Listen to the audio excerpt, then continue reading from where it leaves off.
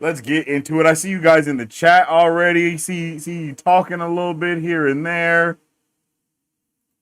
We're about to nerd out, brother. We're about to nerd out. I'm happy for this episode, man. Last week's episode was insane. We're definitely going to talk about that a little bit. Just straight nerding out. Any questions that you guys might have pertaining to the season or anything like that, let me know. I thought episode 6 was a freaking banger, bro. Like, I think it gave us a lot of the answers that most of us were looking for. It kind of solidified some of the things that we already knew were probably gonna happen, maybe, sort of, kinda. You know what I mean? We got to get all of that out, out and ready to go. So that was super cool. That was awesome. I appreciated that. So I'm hoping that we get, some of that, some of those same vibes today, at the very least. What's going on?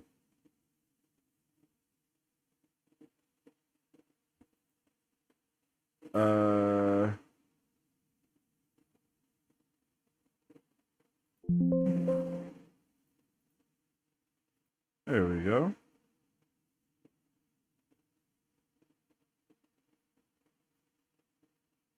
Bam. I'm trying to go live on TikTok as well. We just hit 1,000 followers on TikTok, yo. Much love to everybody there. Yo, I see you, Cool Monk. Thanks for coming through. Shout outs to you, my guy. I hope you're having a good day. Hope everybody's having a good day today. What's up with it, Pablo? How you doing? KD, what's up with it? Peacemaker, yeah. Superman cameo. I mean, technically, we've already got our Superman cameo.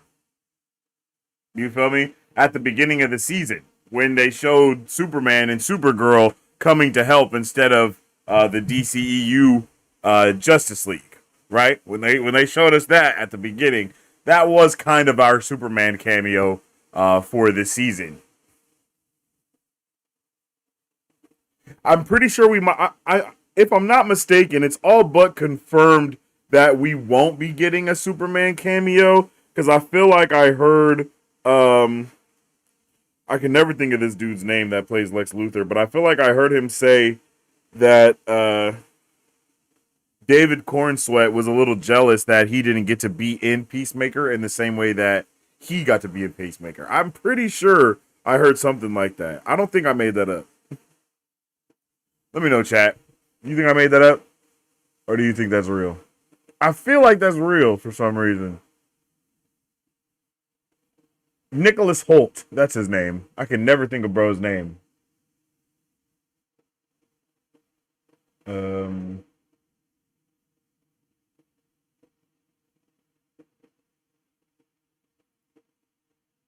Open. There we go.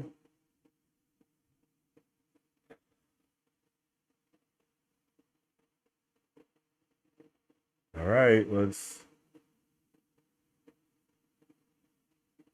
hope this does something.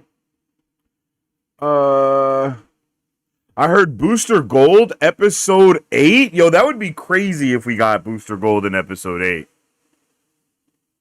I don't think that's gonna happen, but it's not impossible to happen. You know what I'm saying?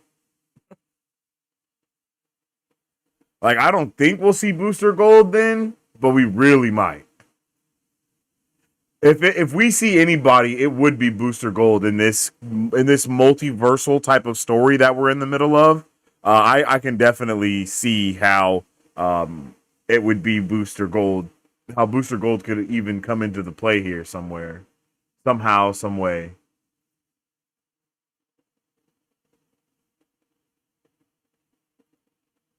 For real.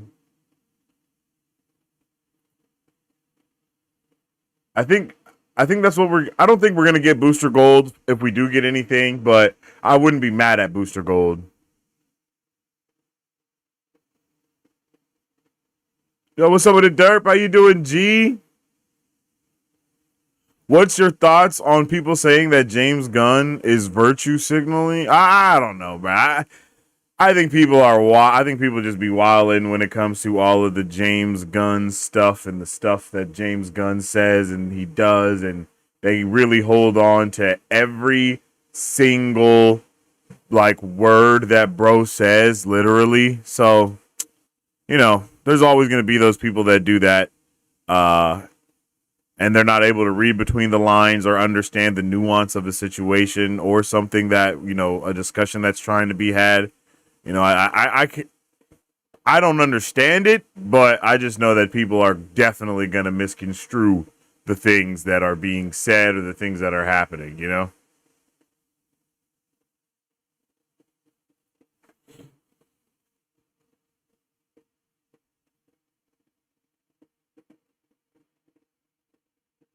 Let's see.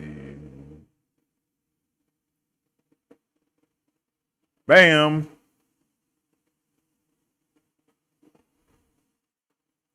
Let's talk about Peacemaker. Does anybody else have any thoughts or predictions or any questions?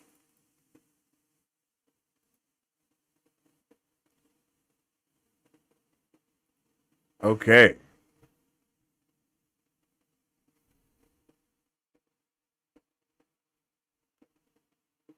Let's see. So, episode 6, we had a lot of stuff happen in episode 6. It was a crazy episode last week. We were just we I won't say that we were vibing out cuz it wasn't really vibes, but we were vibing out until it wasn't vibey anymore. You feel me?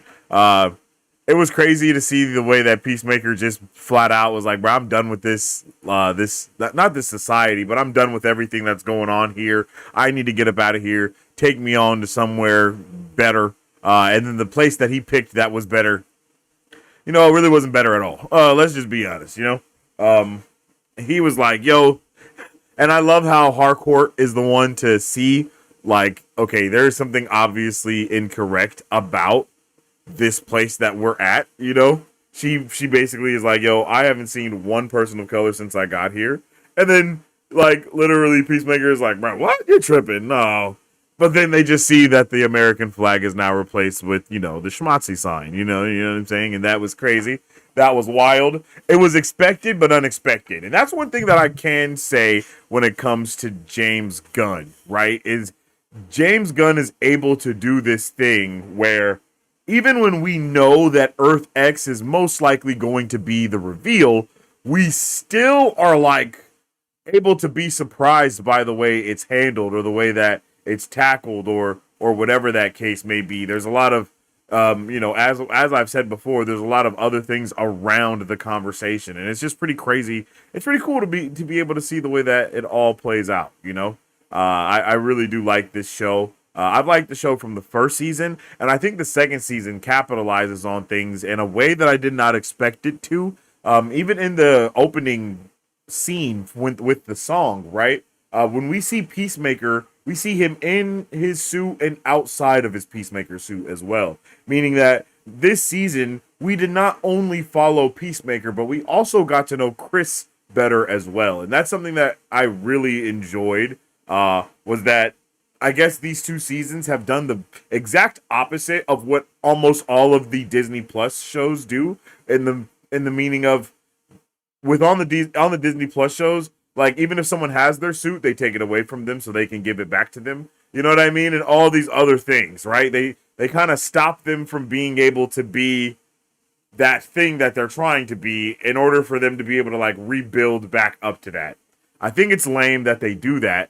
But I also think it's lame that we don't get to see the characters, right? We when that happens, we don't get to see like the hero. It just focuses on all these other things that we're not really here for. But I think with Peacemaker, they've done a pretty solid job of being able to do both of those things to where it's like, no, it's also balancing the act of his regular personal life and the issues that he has with his dad, the turmoil and the regret that he feels from the death of his brother, and all of these things that he has to deal with. But he's also still Peacemaker.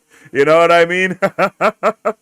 Like, still being Peacemaker. So, yeah, I'm interested in seeing what we get here.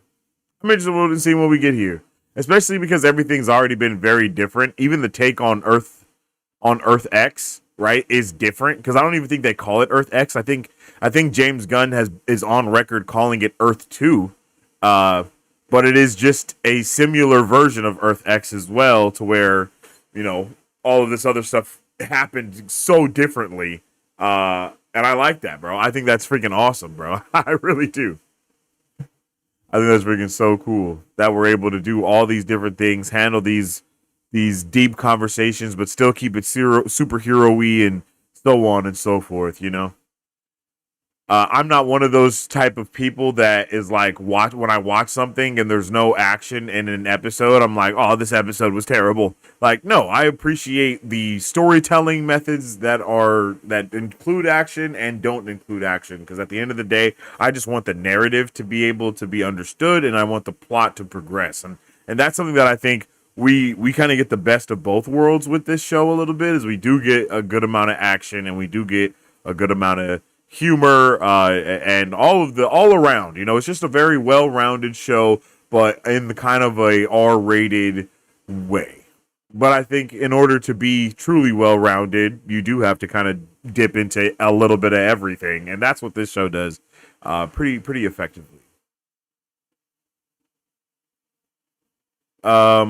Is there two judo masters? That's a good question, Cool Monk. I don't. If there is another judo master, judo master is kept wherever all of the POCs in that universe are kept, because they clearly were like, "Yo, one got out in the last episode." So, you feel me? Like stuff like that lets you know off rip that yeah, it's gonna be a little different here.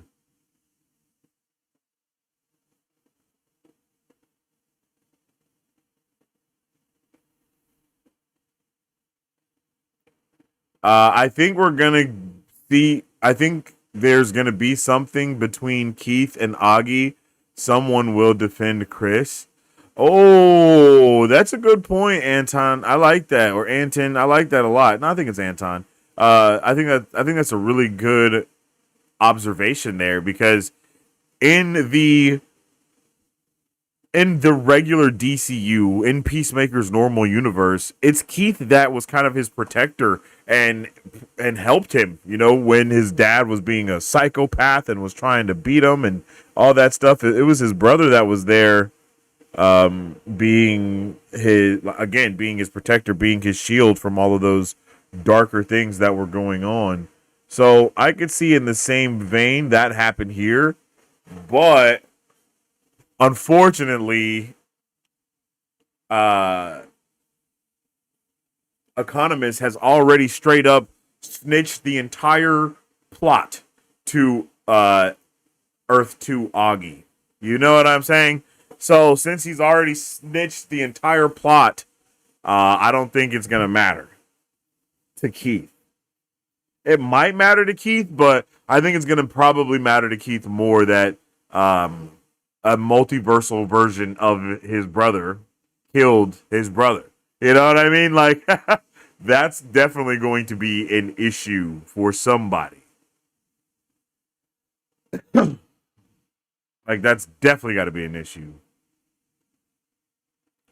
Are you gonna play it? I want to watch it too. Unfortunately, I'm not gonna be able to play the entire episode from start to finish here on YouTube because, duh, the YouTube gods will come through and ban the stream automatically. But what I will be able to do is pop the what the what? No, close that.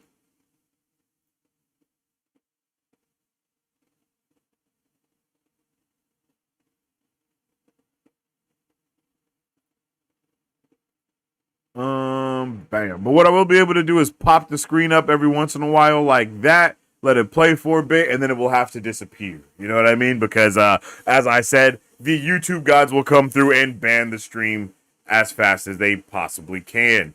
So, with that in mind, I'll just be able to, show a little bit every once in a while here and there. Mostly the heavy moments that are happening, I'll be able to show. And then sometimes I might even give a little view peek like this, just to kind of if some crazy shit is going down, and to just kind of continue to switch stuff up.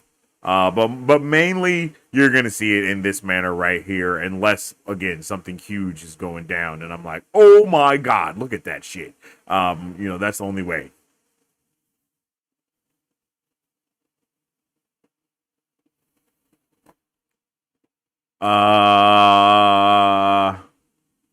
Damn, I just realized, I just remembered I don't have a lot of storage open on my PC. I hope I'm able to record this whole episode reaction without issues.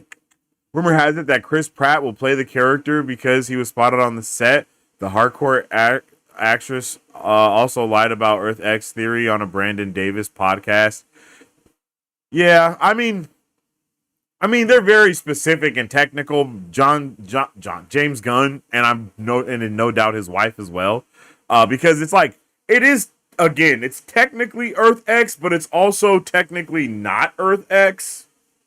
You know, it's like yes, it is Earth X, but it's also not Earth X because Earth X is definitely different. You know what I'm saying? But it is Earth X, but it's not. It's weird. He can't play the episode. Yeah. Thank you, Throb Dabalina.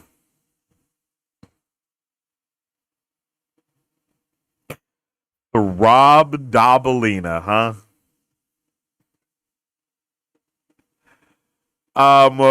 Which makes me wonder if the denied Superman cameo is also a lie. It could definitely be. That's very possible. That's very possible. Everybody could be lying about him showing up because they don't want to reveal it.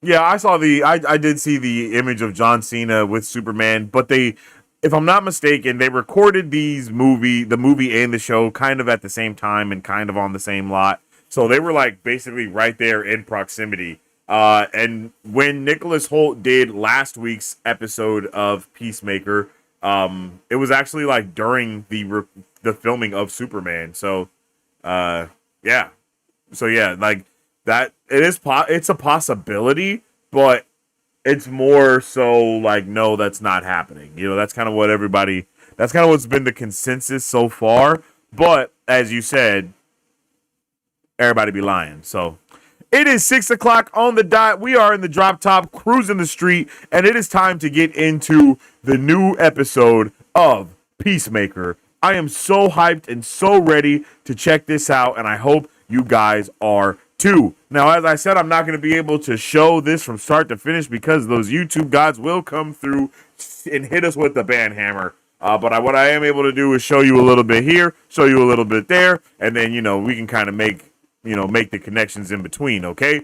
But it is time to get into, unfortunately, the shortest episode of the season so far. Like a Keith in the night. I am so juiced and so ready to get into this chat. On three, we will press play and enjoy this episode together. 1, 2, 3. Derry is a beautiful place. All right. It is time to get into season 2, episode 7 of Peacemaker. This is no doubt going to be a good episode, but it is unfortunately the shortest episode of the season. So let's see what we're going to get with this episode today, you guys.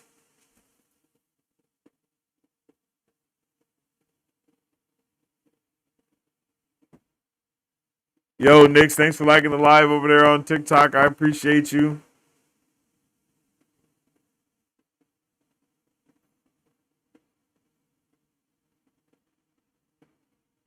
Yo, Colton, thank you for the likes on TikTok. Appreciate it. We Spider-Man memed.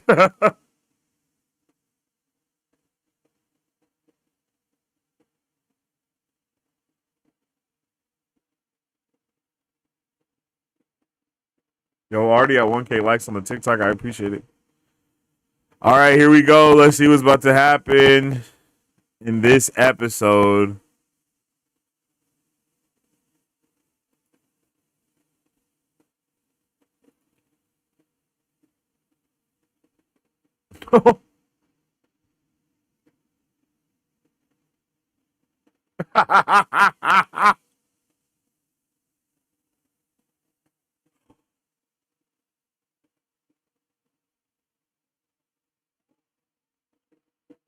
Oh my god.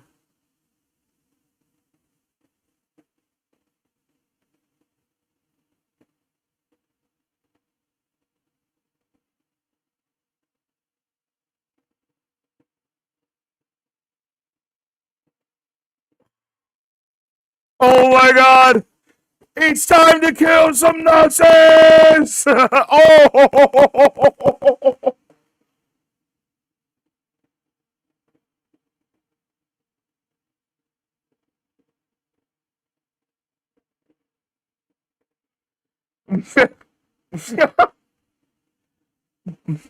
Books of Mind Comp, bro. This is insanity. I was so not ready for any of the things that are happening right now. All right, we are currently going into the dance sequence that the episode starts with. I'm going to let it run right here just so we can talk a little bit. I think we're kind of off to a crazy start. I'm happy that we kind of get to pick up where we left off. um, I'm really interested in how our hardcore is going to feel about Peacemaker sleeping with Earth X's hardcore, like, which is wild. I don't know if they're gonna mention that or not. The show is insane, so it might just breeze past that. You know what I mean? Um, I this shit is gonna be crazy. Since it is 33 minutes long, that probably means this is gonna be a very action heavy episode, and it's gonna be focusing on a lot of things like that.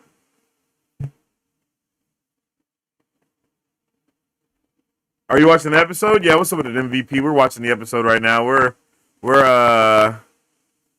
what, like 4 minutes into the episode right now.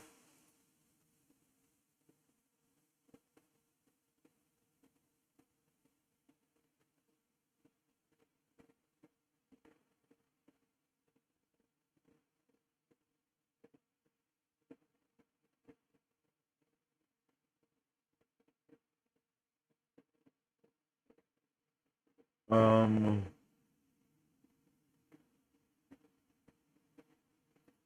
Here we go. The subtitles cracking off. Yeah, we do. Like a Keith in the Night, Chapter 7.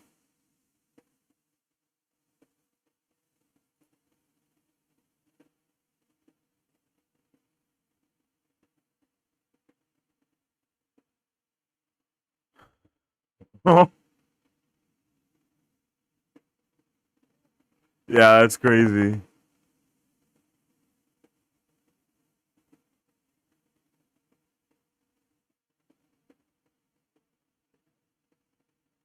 Nah, bro. Of course about the.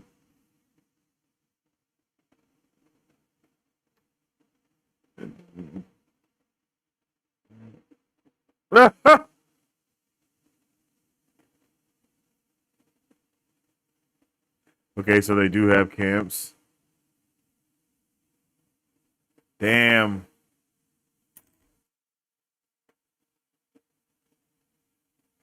Okay, Earth Earth X is not.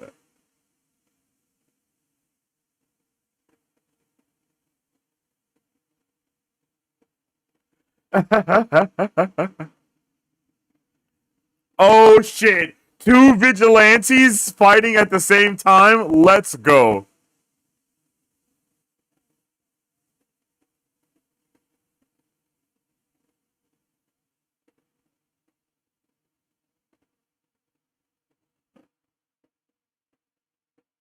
Poor economist. Oh!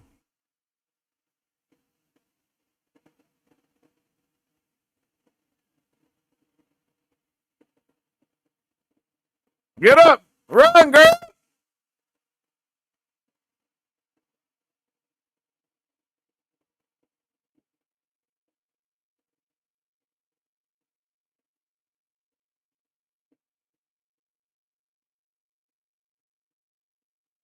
It's Judo Master! Let's go!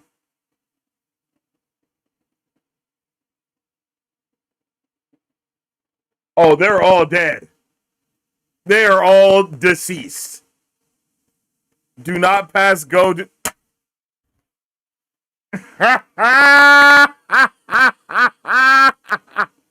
Yo! Was that a goddamn swastika pin on the croc?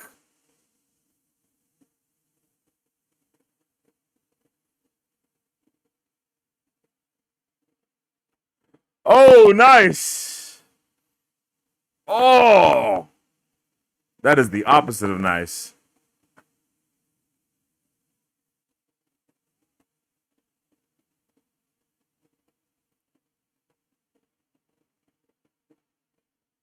Hell yeah! I know someone said that last week. I know someone last week said that they wanted him to bring the peace cycle through.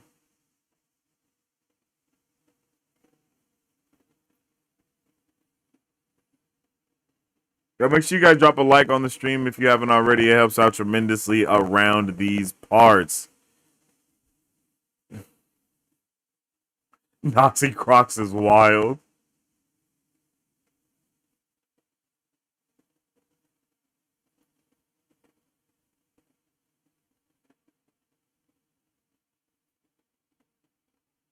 Bro said you're like a human lie detector. Like, bro, you didn't even try to hold on to the lie, my boy.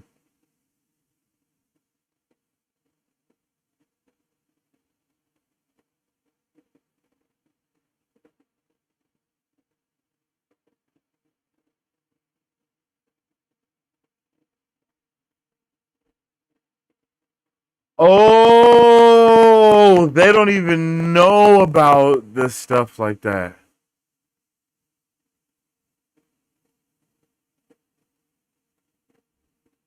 Are we Earth X to them?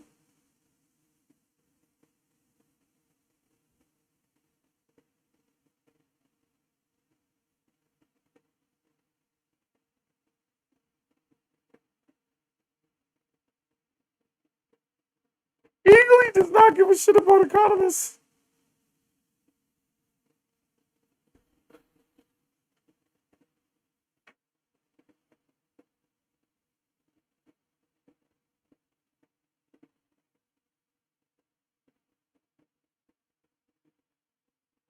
Oh shit.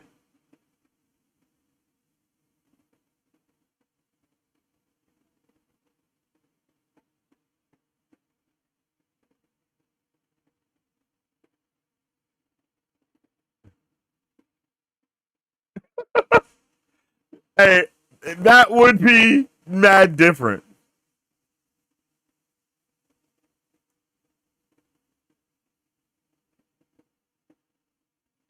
Anybody Anybody know about the Indian superhero? No, I'm not sure who you're talking about. Guns DCU doesn't reveal things in post-credit scenes. They do it within the movie. So since he did a car in the movie, I think the cameo is Green Lantern. That's a good point.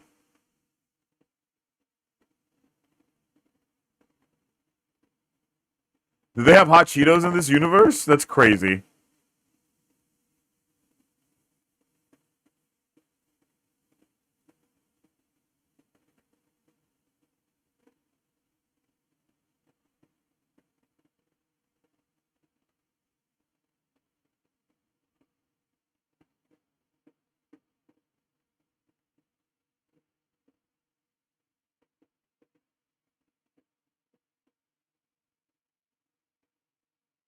I didn't think there was gonna be an answer.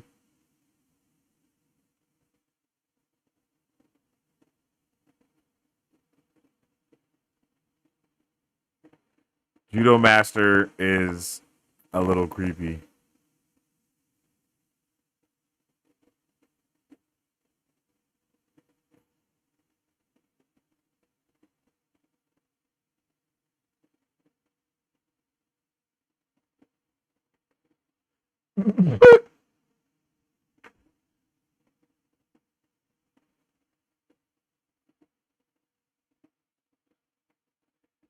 There's no way Eagly isn't like willfully ignorant.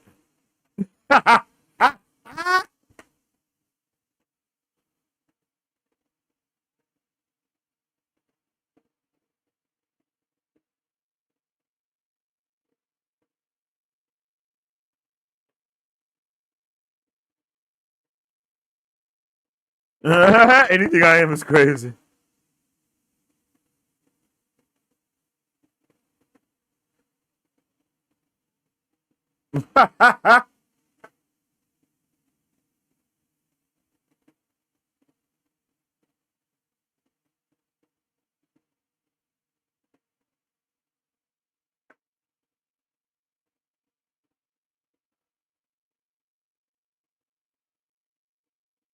I wonder if you get like triple points for making a swastika with the letters. That was a crazy thing to say.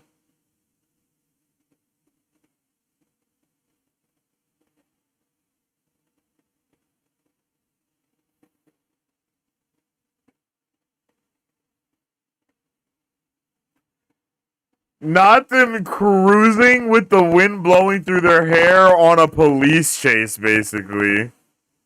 Yo, this is insane.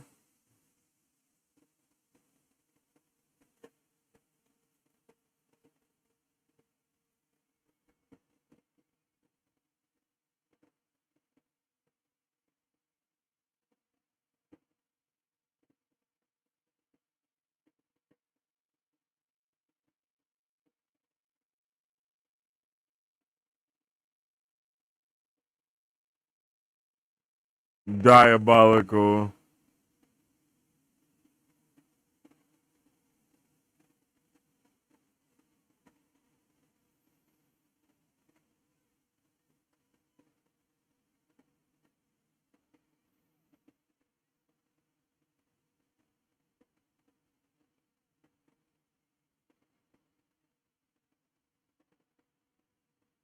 Oh!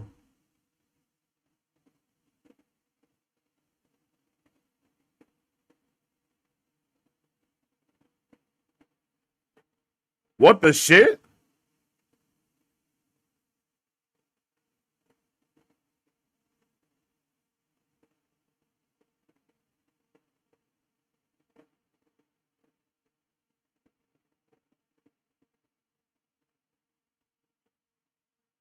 Okay, is my theory correct about since he was evil in our universe that he's actually a good guy in this universe? All right, chat. Oh, it is Sydney.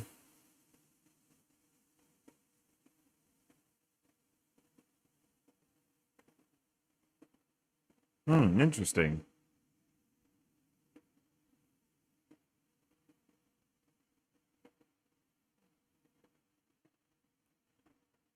Chat, am I high? Bro's voice was not like this.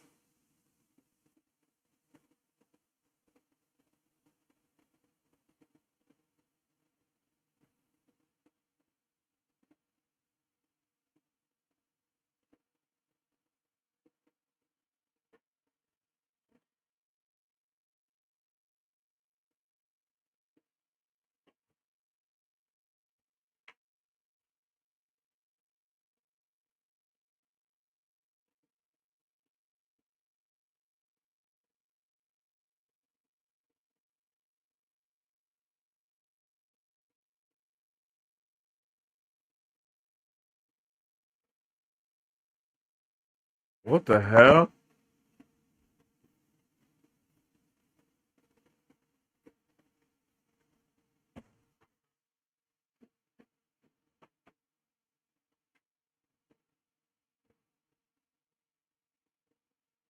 That's all Bro had to do.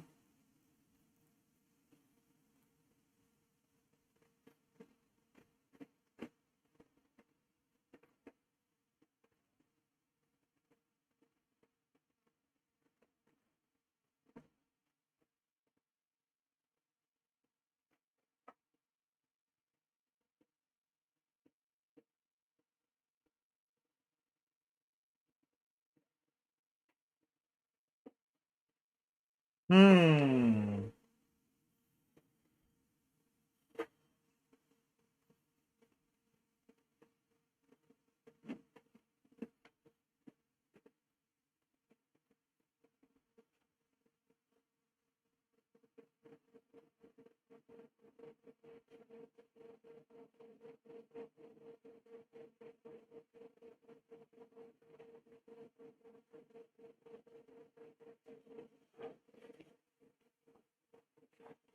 Damn.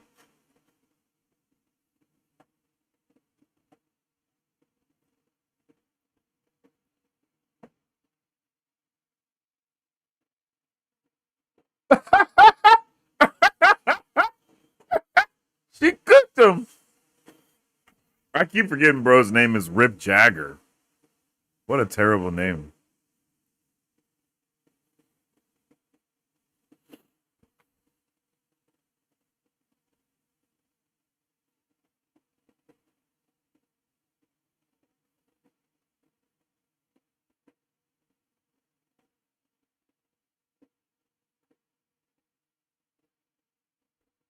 Oh shit.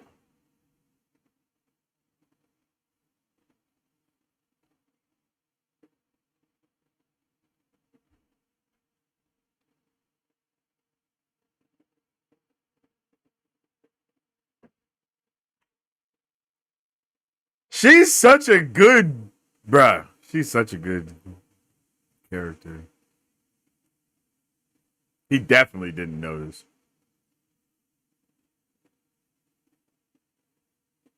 Mm.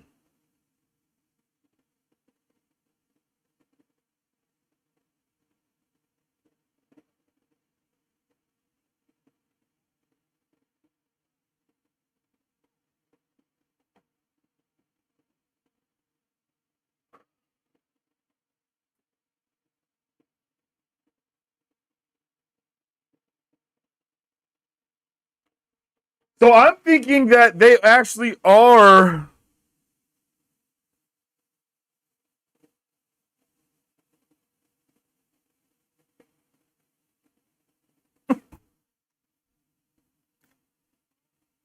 Bro, Economist sucks.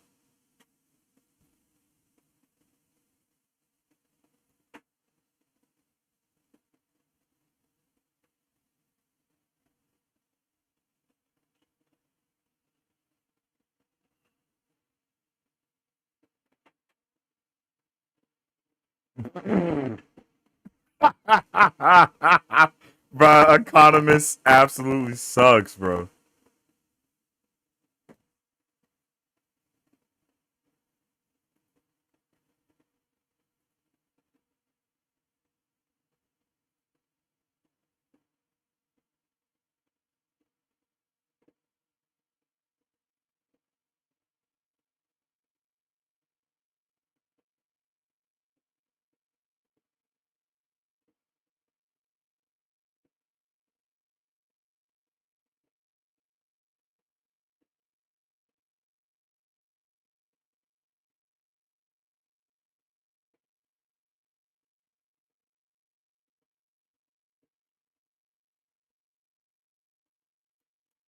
Oh shit.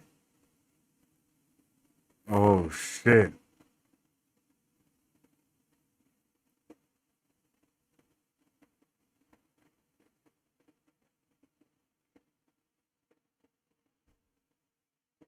I love this Aki high key. Like,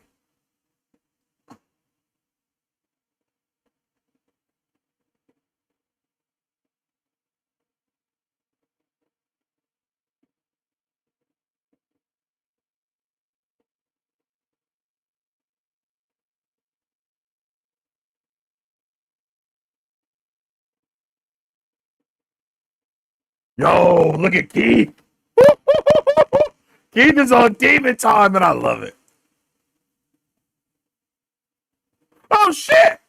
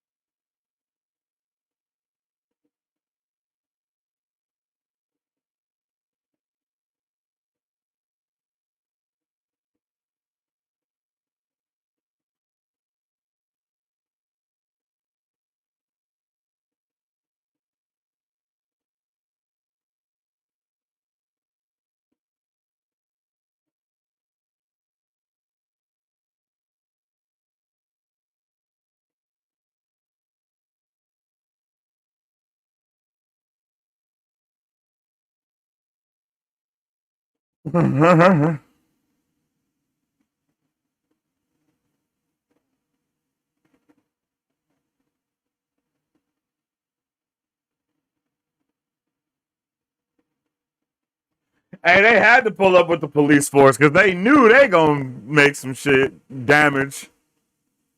Okay, now this is what we need to happen. We need this universe's version of the Justice Gang to pull up so we can see what this universe's version of the Justice Gang looks like.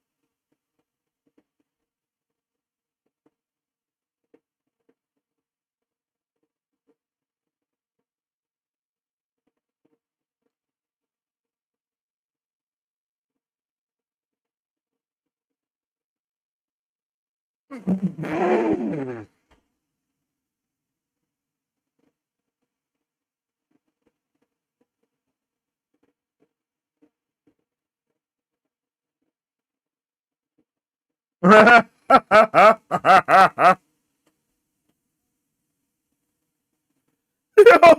were so down to murder.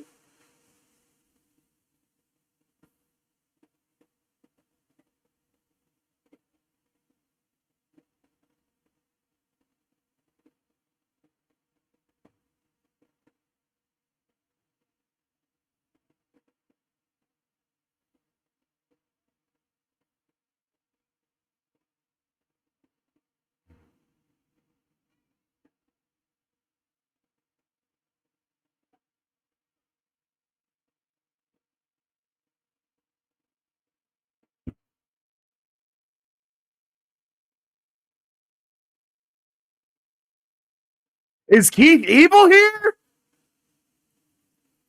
Oh my god, I didn't even think about that. DCU Keith isn't evil. DCU Keith is nice. He was actually protecting his brother. So this Keith is evil.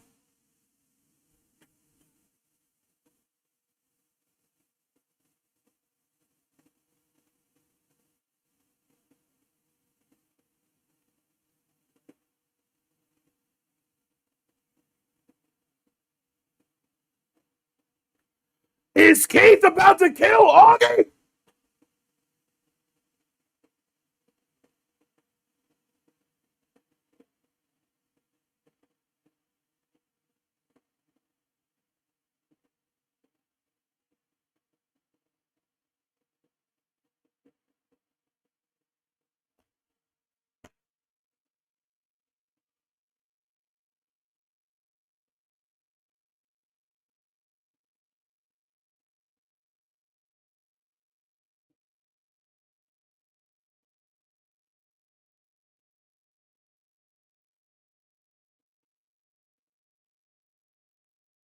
Oh my god.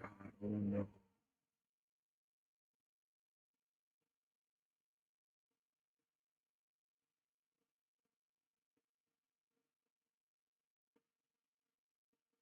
He's about to die.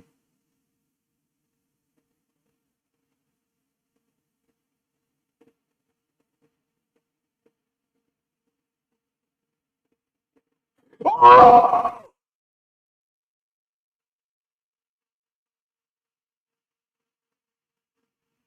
oh no!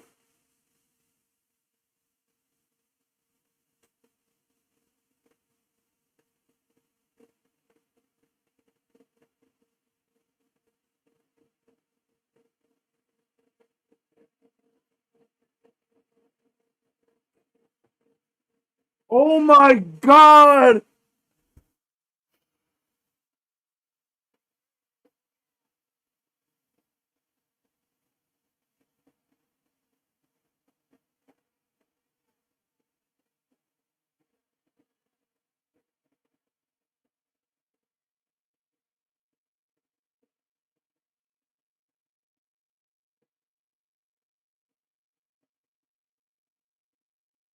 Oh shit.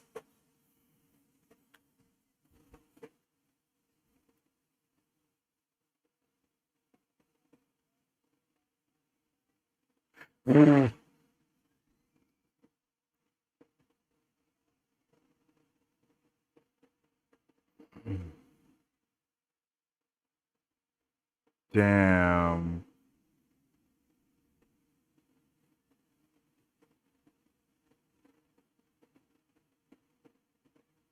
I didn't see this, bro. I did not see this happening in this way.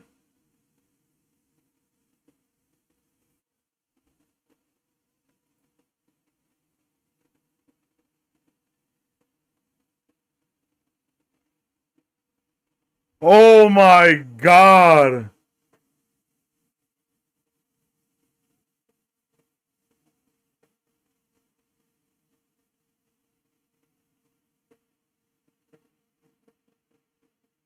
What the fuck is happening?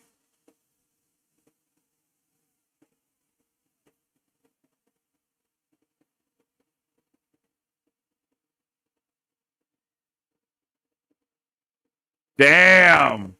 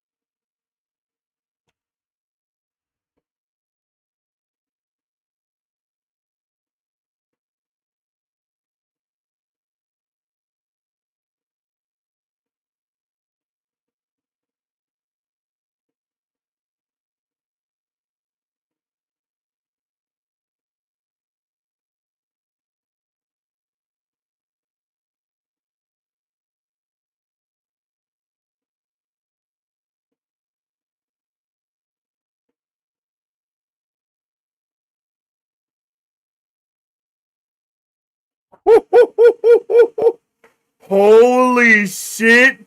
What a banger episode this has been.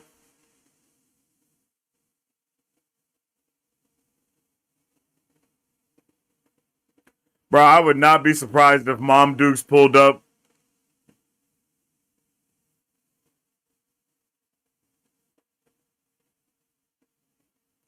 Damn, bro survived.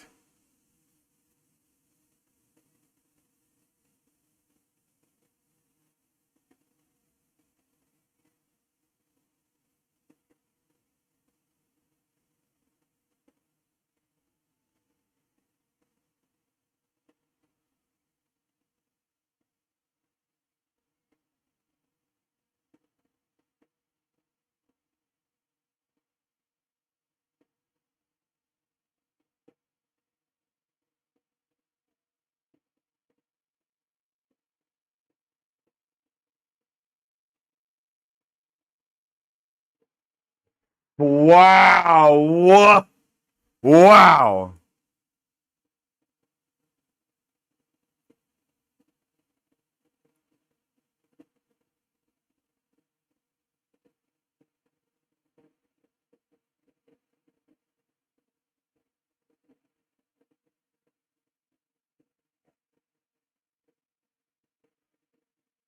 Damn.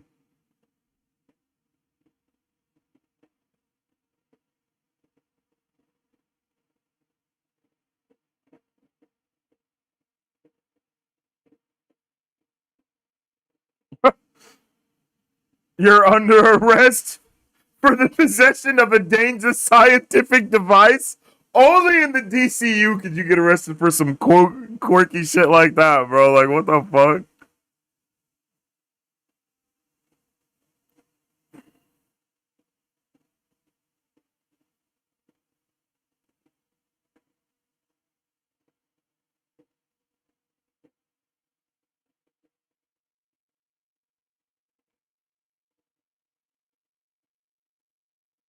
Wow.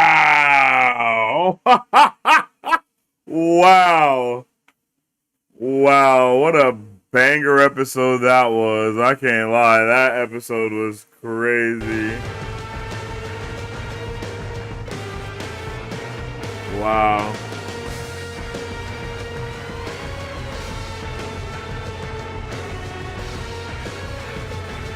I can't believe that was the shortest episode of the season.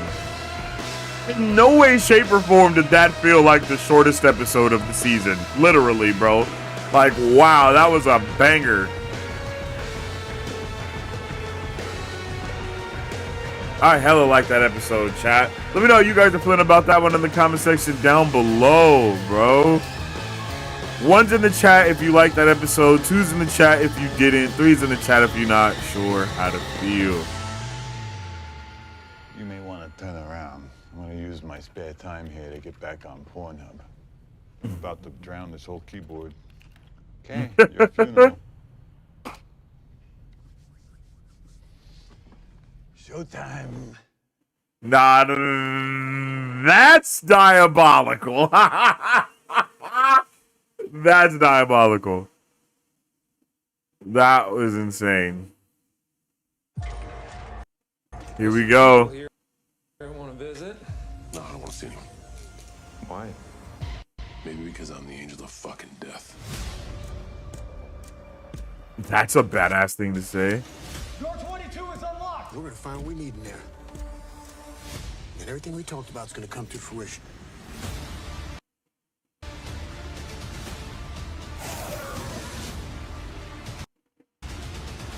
Do we even know what we're looking for? Resources, new ground for overpopulation. When has anything we've ever done actually been for the good of the people?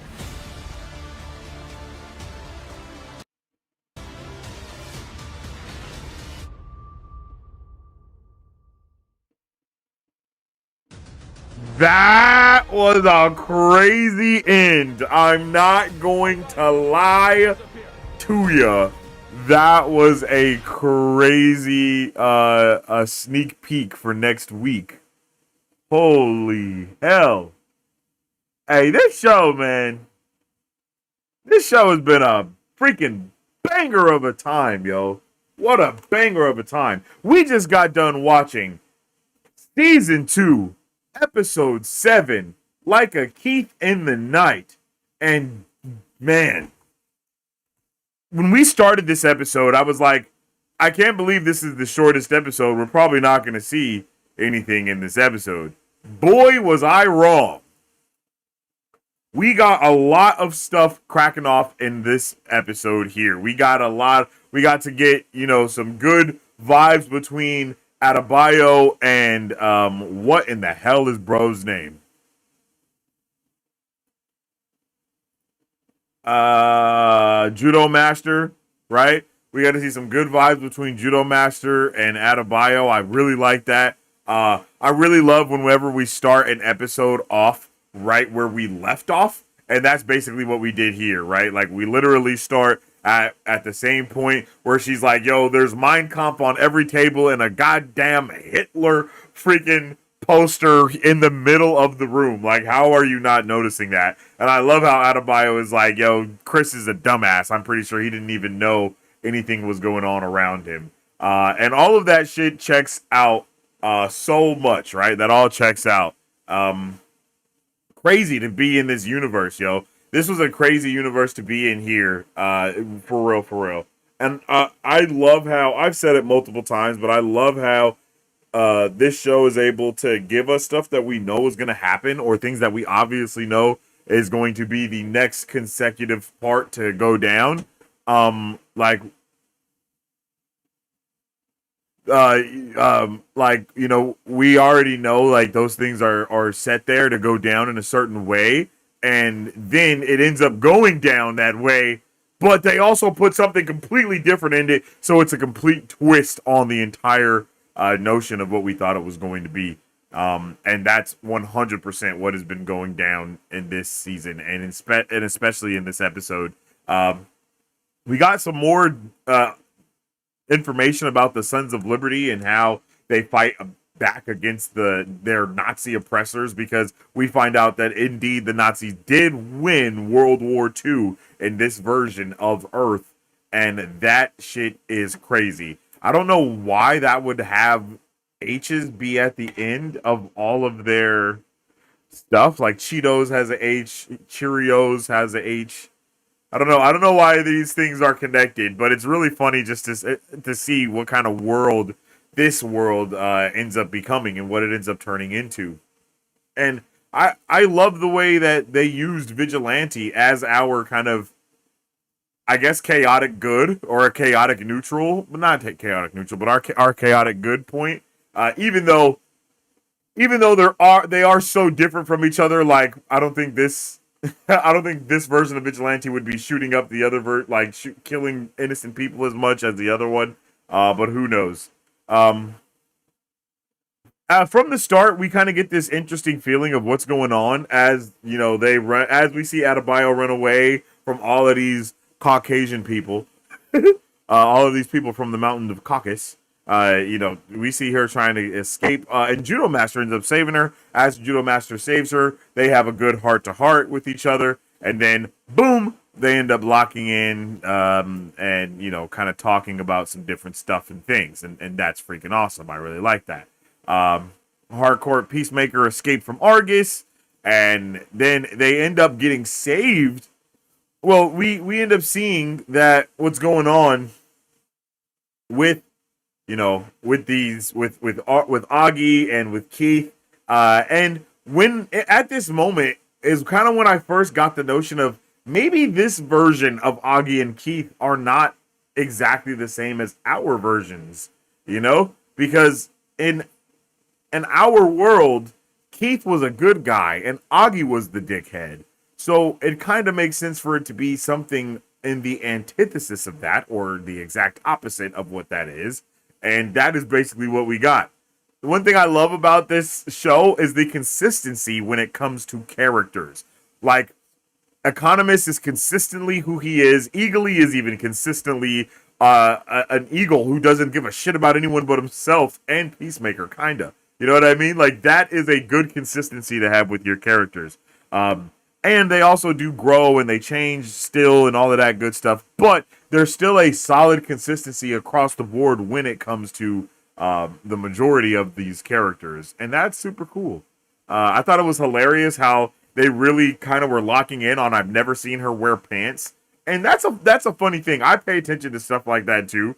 A lot of people may not pay attention to stuff like that. But like if I have a friend that has never wore a necklace or rings or a watch or a hat or anything like that before, I'm going to immediately be like, bro, you're wearing a hat today. This is different. Like, you know what I mean? Like, you never, in the years that I've known you, I've never seen you wear a hat. Are you? Yeah, not that. We're not going to go that deep with it, obviously. But still, it's like paying attention to those details is important. And I think it's funny how all of those details do end up mattering here, especially in terms of things like, just all the little details and how much stuff is actually different. I think it works. I think it works here. Still don't understand what's up with the H being at the end of Cheetos.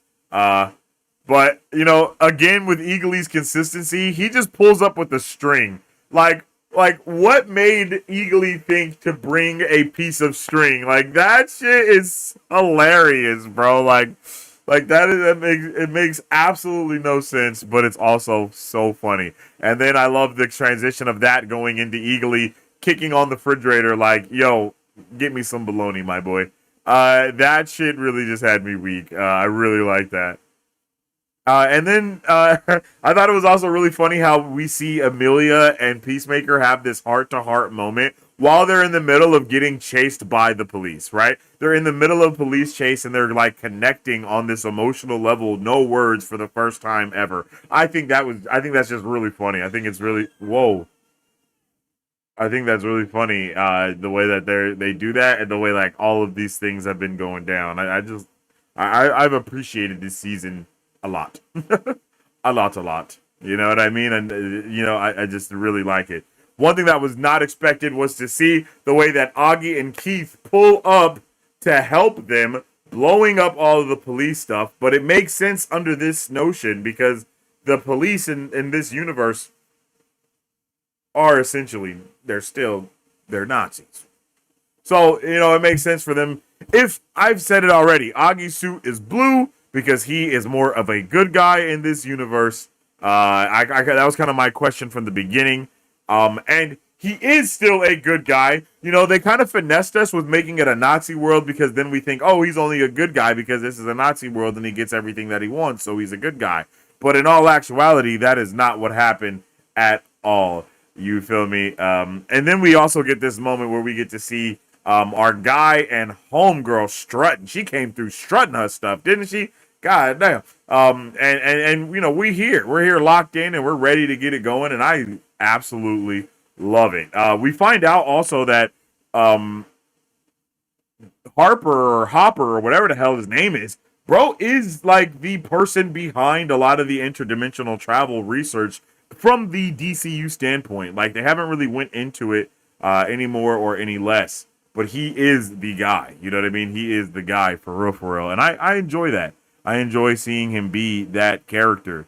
I am surprised that this episode was 33 minutes because it was the shortest episode of the season, but also it did not feel like that in any way, shape, or form. And I think it's actually, I think the season has benefited off of not having extremely long run times or anything like that, because while I think we all do want more from the show, it doesn't necessarily feel like we're missing out on anything, right? It's just like we wish we had more of the show, and that's why we want the episodes longer. I don't feel like I feel like we're getting a good amount of stuff early.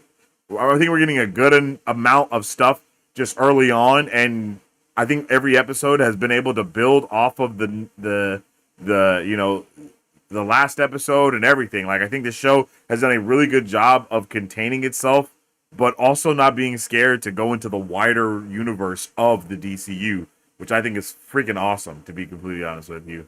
I think it's really awesome. So, let's see. Oh, we also get earlier, we find out that, Vigilante is like, yo, we got to get out of here for sure. We got to get out of here. I love how consistent Economist is, bro. Like, he is consistently a pussy that will turn on his friends, but also feel terrible about turning on his friends. But he's just so much of a pussy that there's really no other option other than spilling the beans, being brutally honest about something, and doing everything he can to save his life, but also wanting to save his friends all, at the same time. So I think that's just a really good notion. It was really sad in this moment to see just the way that everyone is being so genuine, brutally honest in this moment, right? Like, Peacemaker is being very honest here. They're all being honest with each other, yo. And it was really nice to see Augie and Peacemaker have this heart-to-heart moment here in this manner. And it's unfortunately set up. It's stopped by in such a terrible way, but it's just true. Like, and then we can see in this moment, we can see how there is a shift in character between Augie and between Keith, right? Keith basically embraces the evilness that, is there, and Augie embraces the exact opposite of that, right? He knows that Peacemaker was a complete dickhead because, again, everything in this universe is reversed, for lack of better words, right? So Peacemaker 2, even though Peacemaker is a dickhead, right? Peacemaker 2 is really a honest to God, like, lose his mind. Like, you know what I mean? Like, he's even more of a dickhead than normal. So, I think it was a really good way that we were able to bring all these things together and then also center it around Keith, especially since the episode is called Like a Keith in the Night, and then Vigilante comes through like a thief in the night to do the things that he does, right? Like, all of these things are happening, and it just is insane. Yo, shout out to El Dolor de Todas over there on TikTok coming through with the gifties. I appreciate you, my G. Let's go. Shout out to you. I hope you're having a good day today. And again, I definitely appreciate that. But, you know, it was just crazy to see the way that Augie was really sticking up for this version of Peacemaker and explaining how much of a dickhead his actual son was and how Keith really didn't give a shit about that. And I think if this universe's Keith knew a little bit more about Peacemaker 1, I think he would be a little bit more understanding. And I feel like even Peacemaker, I think even Augie 2 could tell that Peacemaker 1 was different from his own son, and that's why he actually cared about him a little bit more and all these things, right? He could see that he was different, and he wanted to, you know, do what he could to be there for him.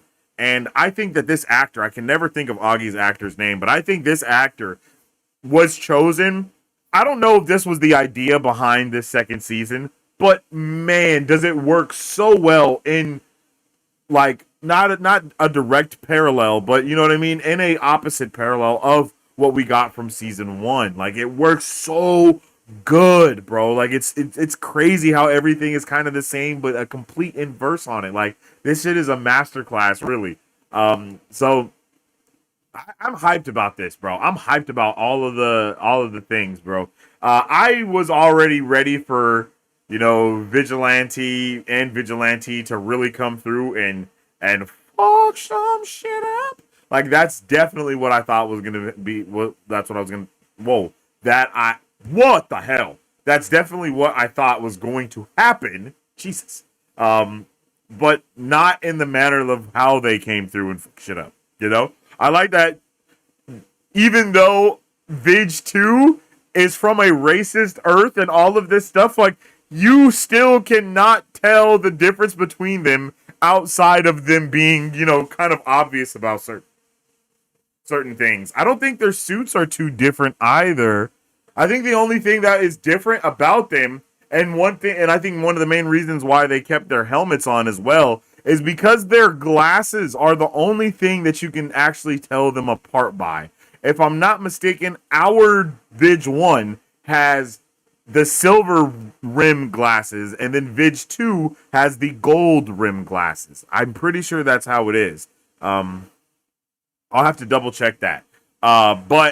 But you know what? Let me just double check that right here, right now. Right here, right now, right here, right now. Okay. Let's see.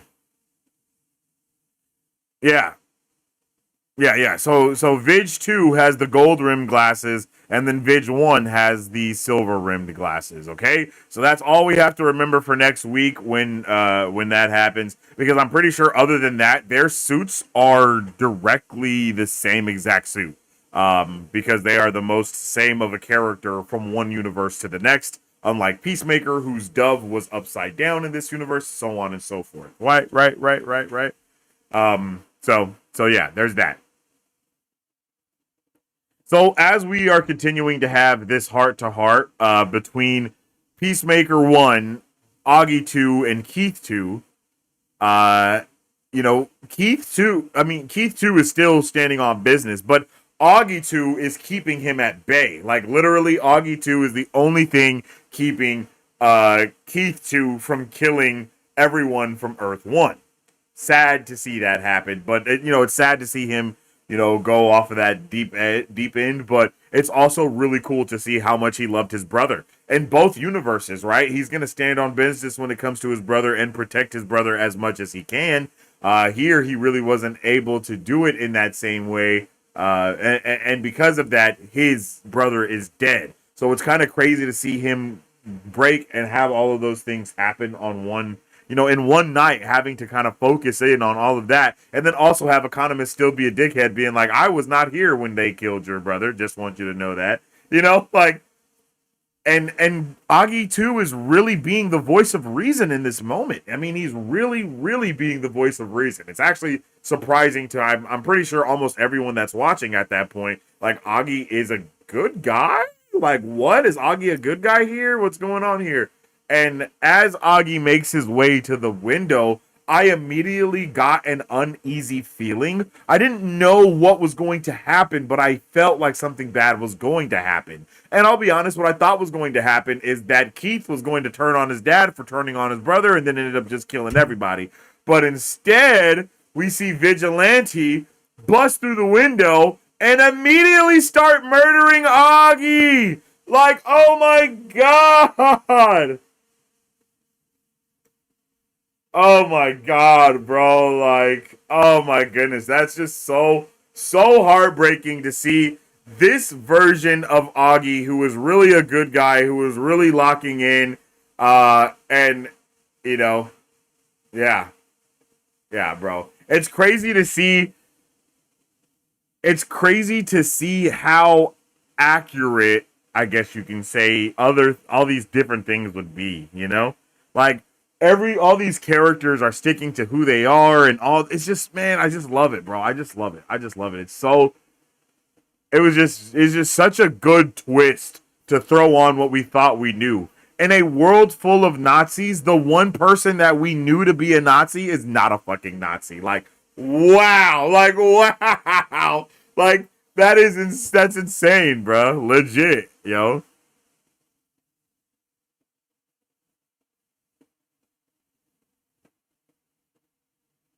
Yeah, pretty wild. I love the way that we got to get this moment of the vigilantes just being badasses and saving everyone. And then we really have no idea what vigilante is which, because I'm pretty sure all of their suits are the same. Like, everything about them is the same. So that was just really wild to see. I just was not ready for any of it, bro.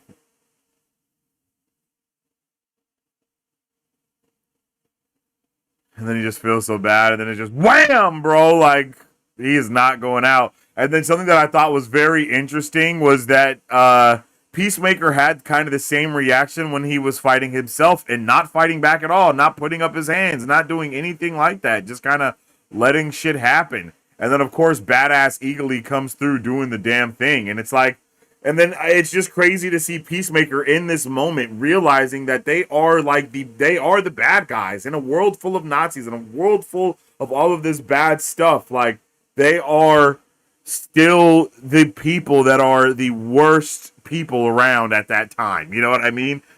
While they are literally being surrounded by Nazis. I think it's really a beautiful amount of storytelling, and then we get this transition of back and forth of Chris yet again breaking and trying to figure out what's going on when he's going back and forth from seeing his younger brother dying in front of him to now his older brother dying in front of him, who he thought was a lot. Like, it's just so much going on. And it's a lot going on for us as the viewer. So just imagine how Peacemaker is feeling going through all of this, seeing his family die again and again in front of him, and all the people, all of his heroes. You know what I mean? Like, because Rick Flag Jr. was a hero of his, and he just killed him, right? Like, his reaction is just to kill. That's his first reaction, is to murder, to kill, to do the thing like that. And it was just so sad to see how Peacemaker just continues to just break, man, and everything is breaking him down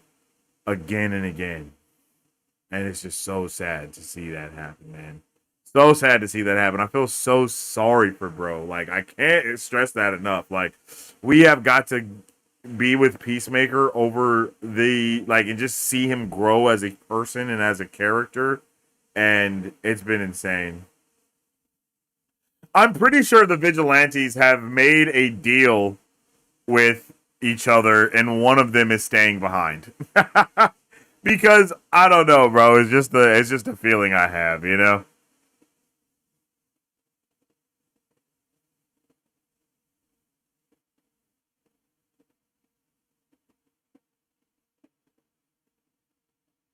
Right, and then we got Vidge doing this badass back handspring back kick to close the door. Like, bruh, it was bruh. He was on demon time. Like, Vidge was awesome in this episode, bro. Like, and getting to have two of them, best of both worlds. I thought we were gonna get both of them coming back, but unfortunately we didn't.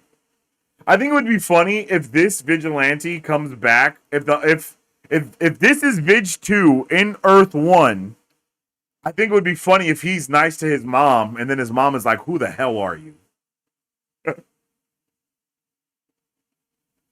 I guess that's a good poll that we can run right now as as I'm done, kind of breaking down this episode. I really enjoyed it. So the poll that I'll have for you guys is do you think,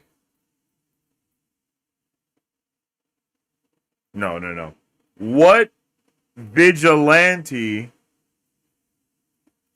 came back through the portal? What vigilante came back through the portal? Vidge 1 or Vidge 2?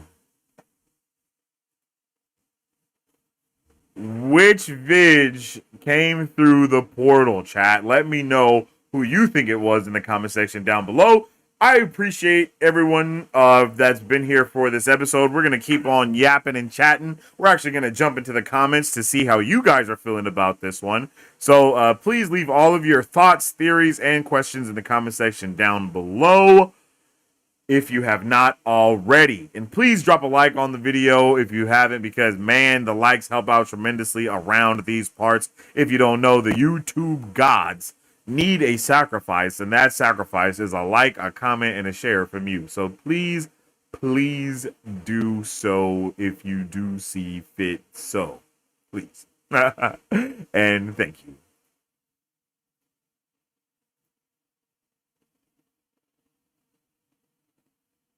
Ow. Shit. My neck hurts. Peace.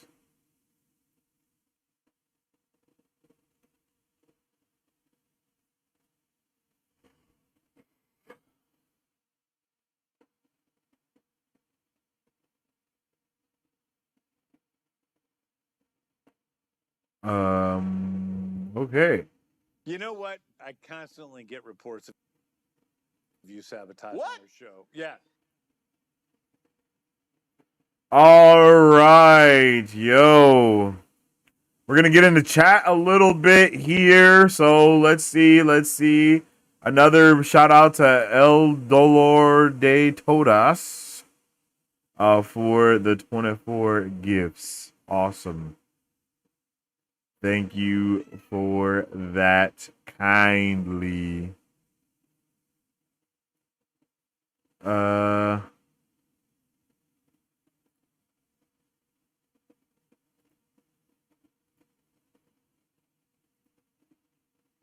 Oops.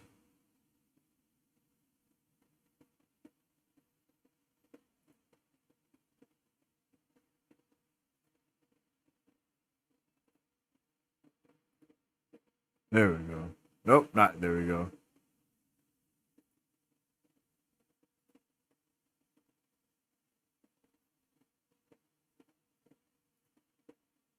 That is not the right thing at all.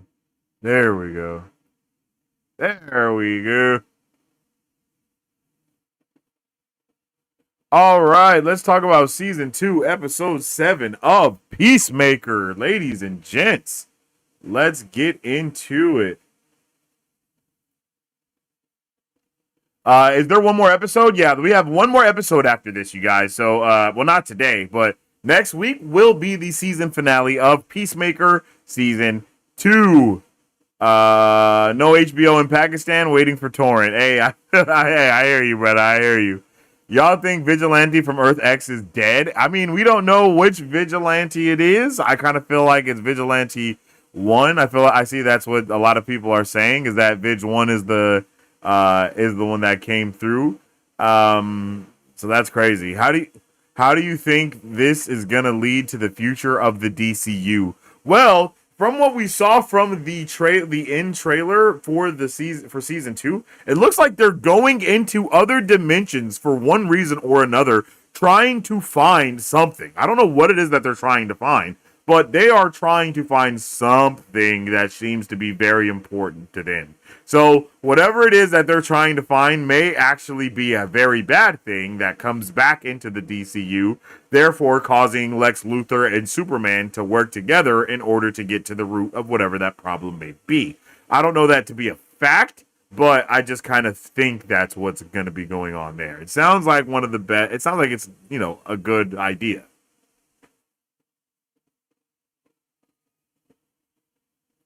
Yo, yeah, the acting in this episode was freaking incredible.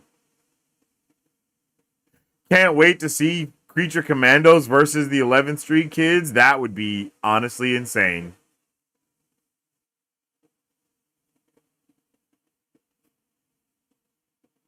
Why there was scene so focused on Vidge doing backflip? Was that main Earth Vidge left behind? It could be. I think they mainly focused on him doing that in order to show us that the door to our universe is closed, right? Like that door gets closed 100%. I'm pretty sure that Augie 2 is the only person that knew the code to that door, because it seemed like, everybody was kind of just confused about the door a little. It seemed like bro was a little more confused about the door. And they did not know that the door leads to other Earths. It might be possible, though.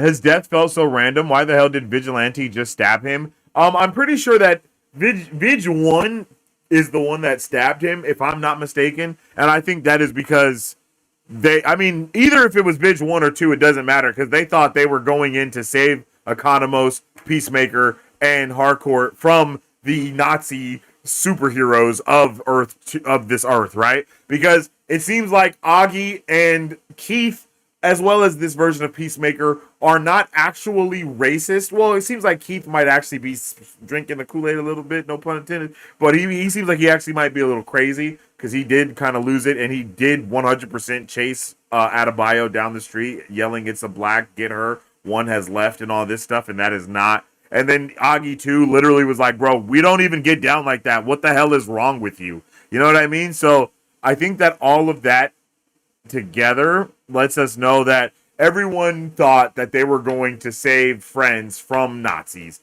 But unfortunately, they killed the one dude that was not a Nazi, probably in this entire universe. So that sucks. Well, no, because we know that Vidge wasn't as well, but you know what I mean. That's just very unfortunate that went down in the manner that it did. Very, very unfortunate that shit went down like that. Robert Patrick is the name of the actor. Yeah, shout out to Robert Patrick, yo. He is a great actor.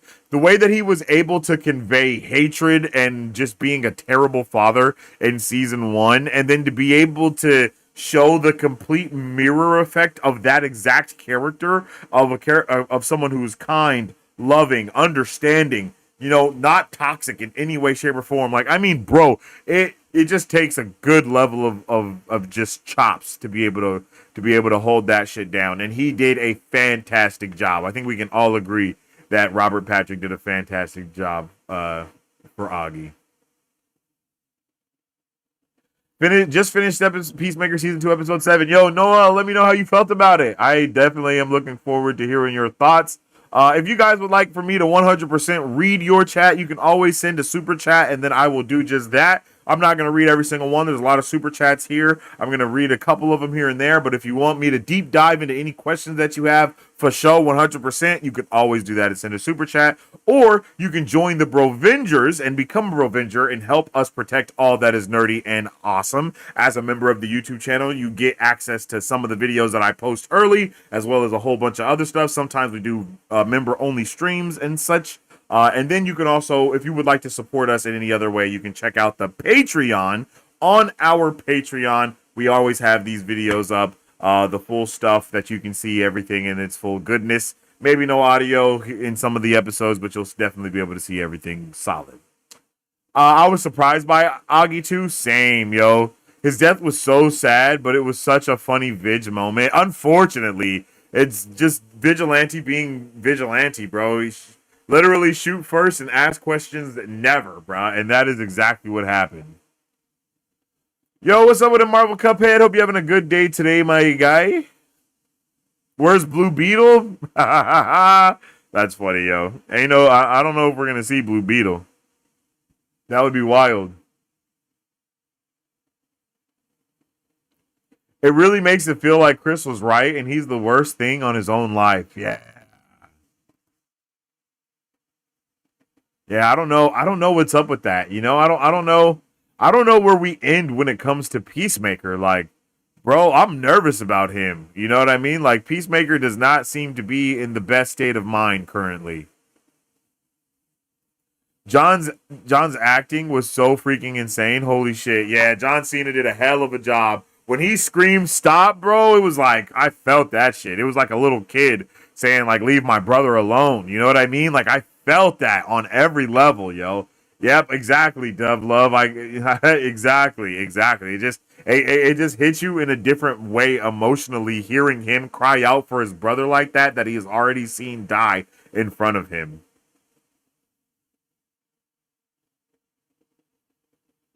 I felt for Chris, yeah, for surely. That moment when Chris and Keith, that moment between Chris and Keith was really good. Yeah, even that moment when he's just like crying on Keith's shoulder as Keith is like bleeding out right there, and then he's just like, bro, I'm so fucking sorry. Like, damn, bro, you know? Culture Fiend said this legit made me teary eyed. Yo, it sounds like yo, type of one in the chat if this episode brought the waterworks on for you, yo. Let me know. They definitely teased that Keith is gonna return, but I also kind of feel like Keith. I don't know. Keith is definitely angry because they killed his dad for one. Yeah. Actually, and that would make sense as to why it would be Vig 1 that got trapped in Earth 2. He also, because he knows the code, he could also help him like actually get back to, you know, like track him. I think that would actually be a really good plot point is if we leave Vig in Earth 2, because then we can do a lot of different stuff with that there. Like we can do a lot of different stuff with that. The PM podcast just went up. Yo, say less. I got it up right here, my guy. Let's go. Hey, I appreciate that, Beezy. Yo, if you guys don't know, they do a Peacemaker official podcast with James Gunn at the end of every show, at the end of every episode and whatnot. And they have dropped another one here for this. So we're obviously going to check this out like we did last week. And with this, I will be able to show everything. I'll be able to show you guys the podcast and we can still talk and I'll interact with chat and all of that. But I'm still going to catch up with some more chats here. The finale is 100% going to be Keith and the Nazis coming to Earth 1. I don't know, man. It definitely looked like Argus was going into the portal and like kind of just like colonizing different planets, like different places, or at least looking for something. I don't know what it is that they're looking for from another universe, but they are looking for something for sure. I don't know if they're looking for like some other version of kryptonite because there isn't any more kryptonite, or I don't know what's going on, bro, but they're looking for something. Like Rick Flag Sr. is 100% looking for something in those portals. And it was almost like he knew exactly what to look for once he got on those portals as well. So I don't know. Blue Beetle came out of Portal, Mr. Bro, to help Peacemaker. No idea what you're talking about. I don't know what episode you was watching or what news you may know, but that ain't happened, my guy Cuphead. Do we think Nazi Superman is ruled out from coming just yet? I think it's possible that in this universe, Krypton didn't get destroyed. You know what I mean? There are so many things that that is a domino effect for the entire universe. And I really do think it's a huge possibility that this universe's Krypton has not been destroyed, meaning that there is not a Superman on this planet at all. One of the reasons why it was the top trio that went to fight the kaiju that was released in I think it was Metropolis or whatever. You know what I mean? Like, even for the top trio to be one of the biggest, I don't know if they're the biggest. They're the biggest in their town, but I mean, still, it just seems like maybe there's some stuff there that we don't know about.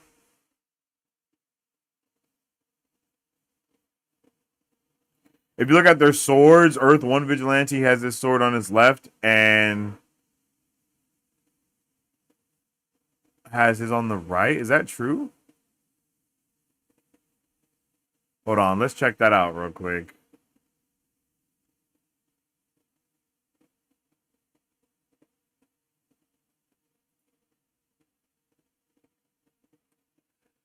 I don't know this to be true.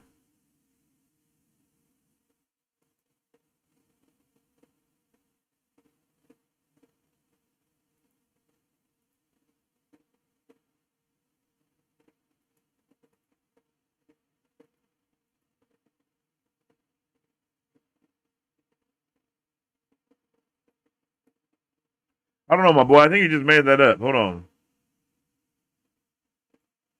Hold on, let's see.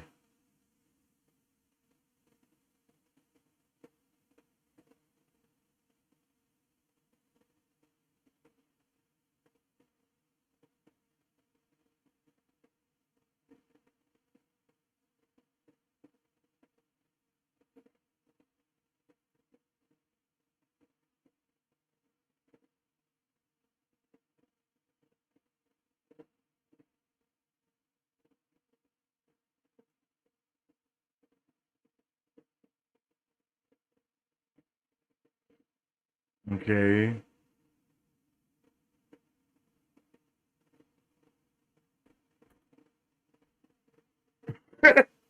When he looked at him and he was like, "Why do you want to go on me, Brad?" He looked at him. That shit had me rolling.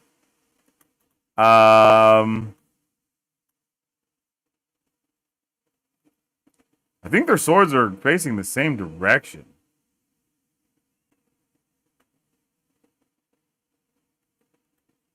Yeah, they are.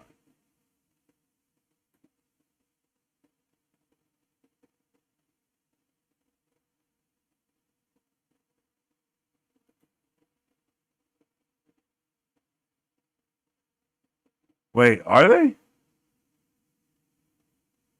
No, yeah. Because see, that's his sword right here, and then Bruh's sword is also facing that direction. Yeah, their swords are facing the same way.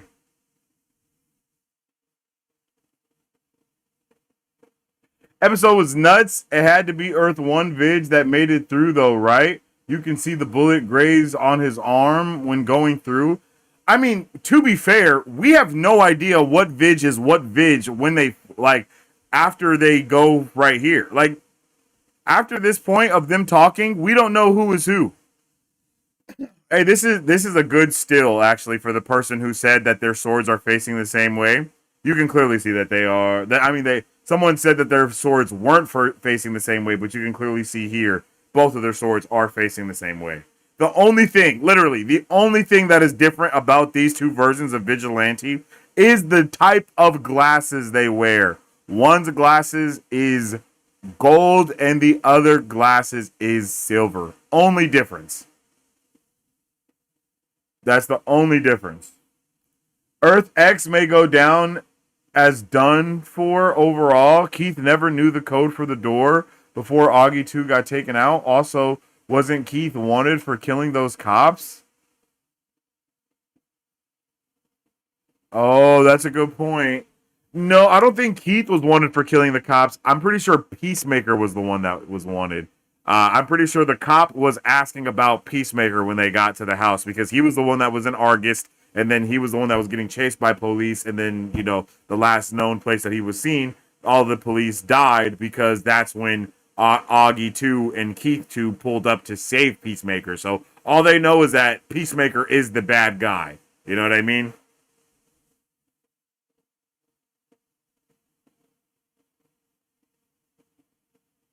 Yeah, I couldn't believe he started just murdering Augie 2, bro. But it just makes sense. It makes sense, though. Vidge 2 wouldn't reach for his gun to try to save Chris. Vidge 1 would definitely. Amber, see, that's actually not true because Vidge 2 was all about killing cops because all of the cops in his universe were Nazis. So he would 100% be ready to shoot. You know what I mean? He would be 100 ready to shoot cops. Just him, Vidge 1 and Vidge 2 are basically the same person, other than a little few differences. So just as ready as one would be able to kill a cop, the other one would too. I'm pretty sure Vidge 2 even, like, boasts about killing cops at the beginning of the episode. You know what I mean? And then they, like, have a moment about how cool it is to kill cops. And then later on, they yet again agree to kill cops again. So I don't think something as simple as him being ready to pull the gun out is cause for that to be 100% Vidge 1. I was shocked Augie 2 wasn't evil, but also I wonder if Chris will have a grudge against Vigilante because he killed his better father. We don't know what Vigilante killed who, and I don't think he's gonna have an issue with it because he's gonna understand. He's gonna be like, bro, I understand, Vidge. Like, you didn't know. Peacemaker's very understanding. Maybe episode 8 is the episode with crazy cameos. I think another Lex cameo might happen, and also maybe a Creature Commandos or Suicide cameo. Other than that, episode 8 is unpredictable. Yeah, I think it's super unpredictable. I don't even know if we see crazy cameos like that, you know? I don't even know if we see crazy cameos in that manner. I think it's possible, but I don't know if it... I just don't think that's something that will happen, though.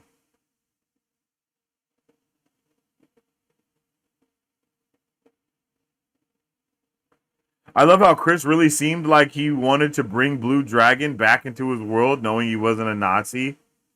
Yeah.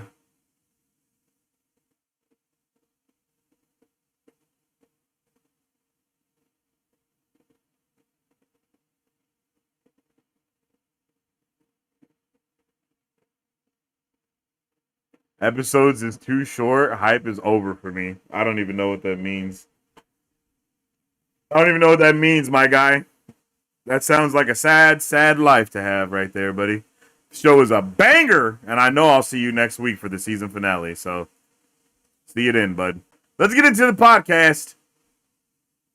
You know what? I constantly get reports of you sabotaging the show. Yeah. Like people doing emotional scenes, and all of a sudden they look over and you're filming them. Yeah. Before the season. I'm leaving. No, sit down. Before the season, Noah was like, man, I see you guys in these blooper reels and they look so fucking fun. I would just want to laugh and be on camera in a blooper reel. Well, and I said I can handle that.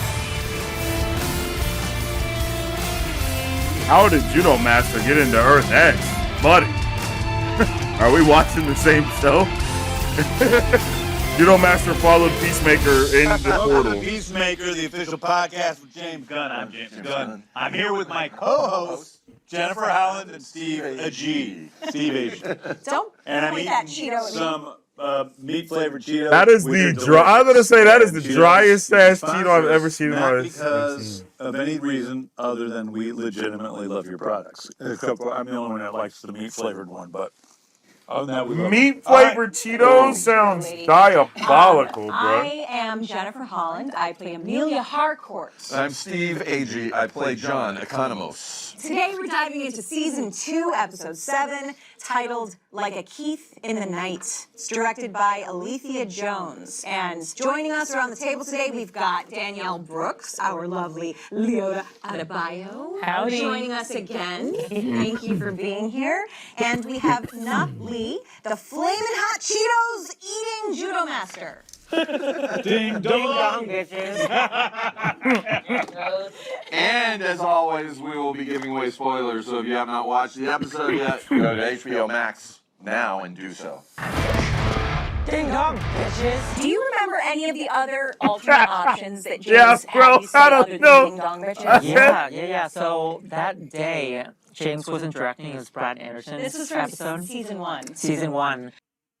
I thought he was stuck in the And pocket. so Oh that no. morning, I texted you guys like a dozen different options. I think in the script it was just Ki or something like that. Yeah. And then I ran it and I said, ding dong bitches. And then there was like, who ordered pizza? Or, something really stupid. Who ordered pizza?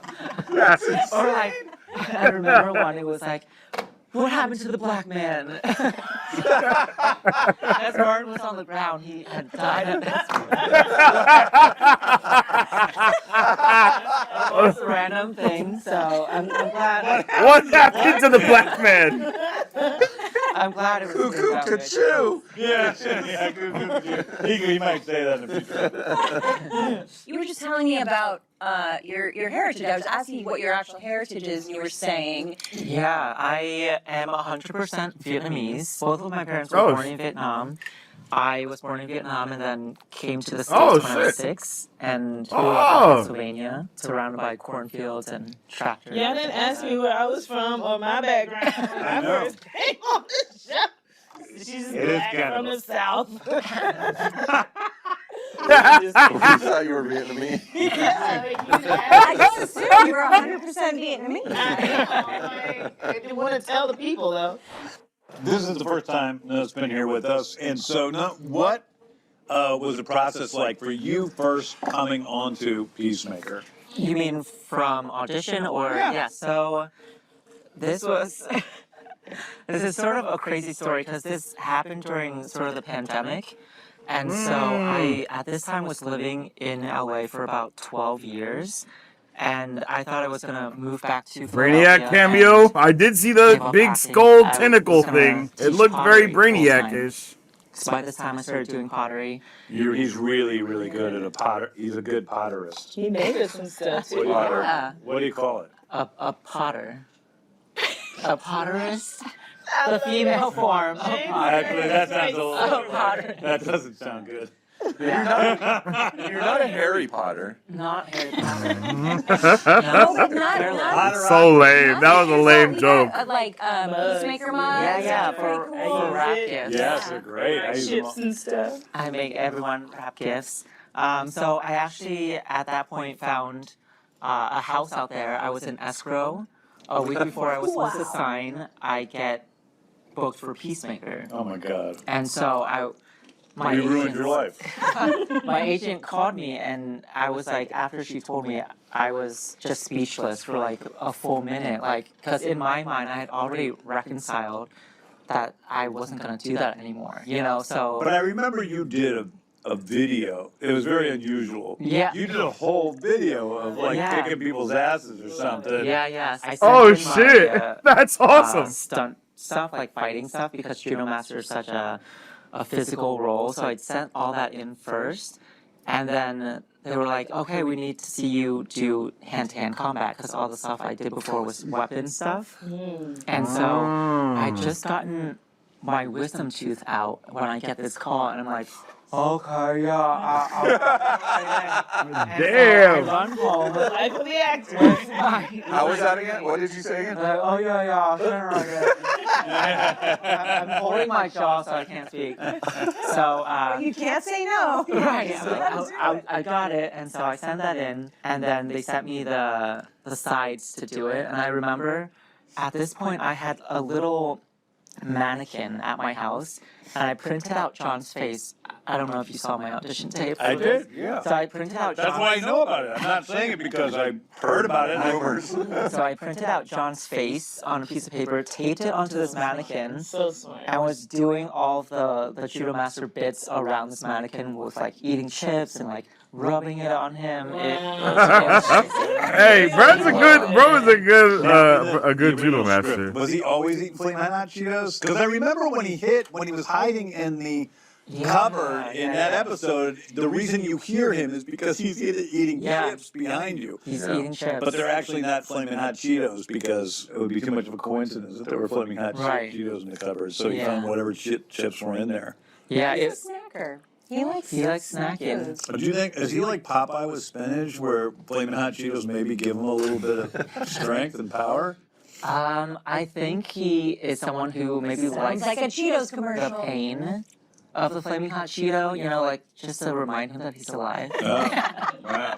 We were talking earlier in the room, we're like, I actually think Judo Master doesn't give a fuck what anybody says. Yeah. I think that Judo Master is the most sort of secure in himself of probably anybody in the Yes. primary Peacemaker. Yes. For sure. Yeah, we were speaking about this briefly before, and I was telling James how freeing it is to play Judo Master because Ne in my normal life is, very reserved, very nice, and like observe etiquette. Whereas Judo Master, like, he can beat anyone up, so he doesn't care what anybody else thinks. Like, if the person's 3 times his size, whatever it is, he has that freedom in his confidence and security that he's gonna eat and his mouth is gonna be wide open while he's talking to you because he just doesn't care. So we're going to get into the episode now. We can't talk about the beginning of 207 without talking about the end of 206, which is where we discover that we're in a Nazi world, basically. And this was something I was really sensitive about. Danielle, do you remember this? I remember you calling me. Yeah. He's like, D, like, I'm gonna send you the scripts. You let me know. And I was like, I'm good. I'm really good. And I do really think about that. I'm very aware of what we're bringing into the world, but it's true to the world we live in. You know what I mean? Yeah. People are fucking ugly and mean, and so I just felt like, yes, let's tell this story. I'm down to tell it with you. Yeah, and I think that was important for me because I would have changed it. Yeah, and I know you would have. It is about all of that, but it's also about sort of the just Peacemaker's spiritual journey where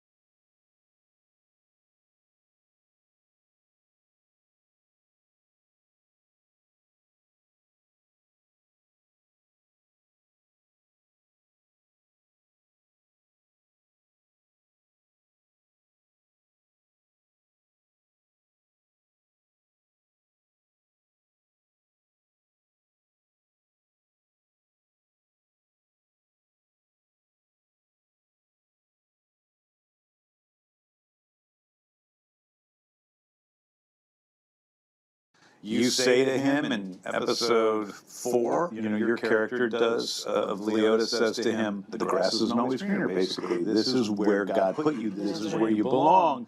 But he keeps trying to go to this place that does initially seem like it's the greatest thing. But it's like, it's the same way somebody who's married with somebody that they love for so many years that has so many, great qualities, but also flaws. I haven't seen any yet in Jen. But someday I might. And then they get distracted by somebody who seems... Okay, my bad. What I was saying when I was muted for some reason, I have no idea how long I've been muted because I've just been talking. I've done nothing different.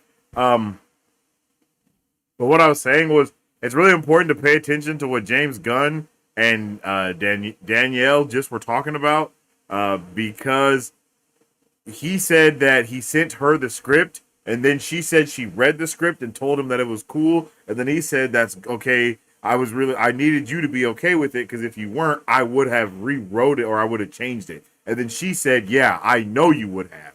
That is a very, very important conversation that we were able to, kind of pick up on right there. Because in this day and age that we're in right now, when everything is about scripts and rewrites and this is script's not done and that script's not done and all this stuff, right? People forget that shit like this happens. When the writer is done, the writer sends it to other people who are like, okay, maybe I'm not okay with this part of the script. That doesn't make me feel comfortable. And the writer's like, okay, for sure, I'll change something about that. Like, all of those things are rewrites and edits and different shit that has to happen in a script. And there's a lot more than just that goes on behind the scenes that we just aren't privy to all the time. So I just wanted to kind of make a note of that because I think it's really important to know that with where we are when it comes to, the discussions about projects being created, period.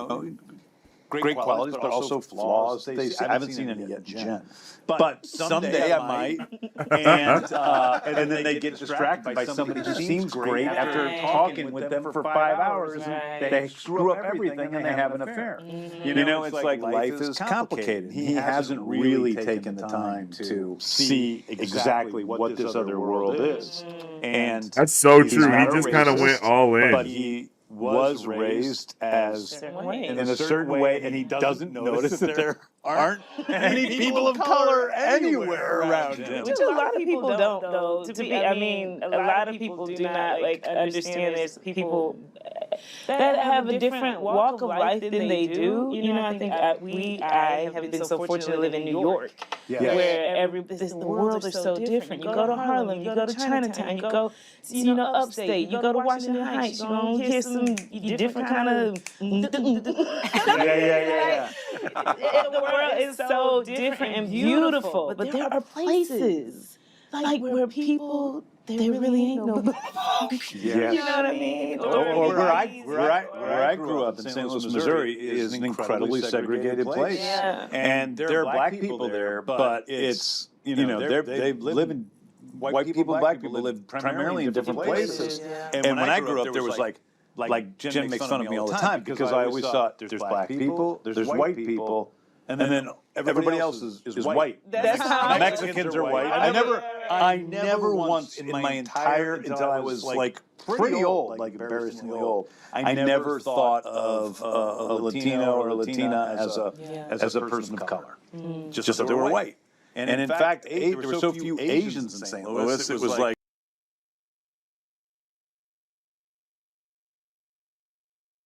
They hung out with white people because there was nobody else they could hang out with. And then, now I live in Atlanta. And it's a much different experience. You live in Wakanda. If you live in Wakanda, you're pretty. Everybody's got a little flying saucer hat that they fly around with. And, that's what black people do. That's what Atlanta is, Wakanda. Wakanda is, but Atlanta is like, you go out to a nice dinner in an expensive restaurant, and it's just totally a multicultural experience. Like it's not. And it's been great for me. I go to the gym, and these half-ripped white guys are just like, wait, you're in Peacemaker. But that brings us together. I don't know if we would have talked to each other otherwise, and now we're coming into each other's worlds.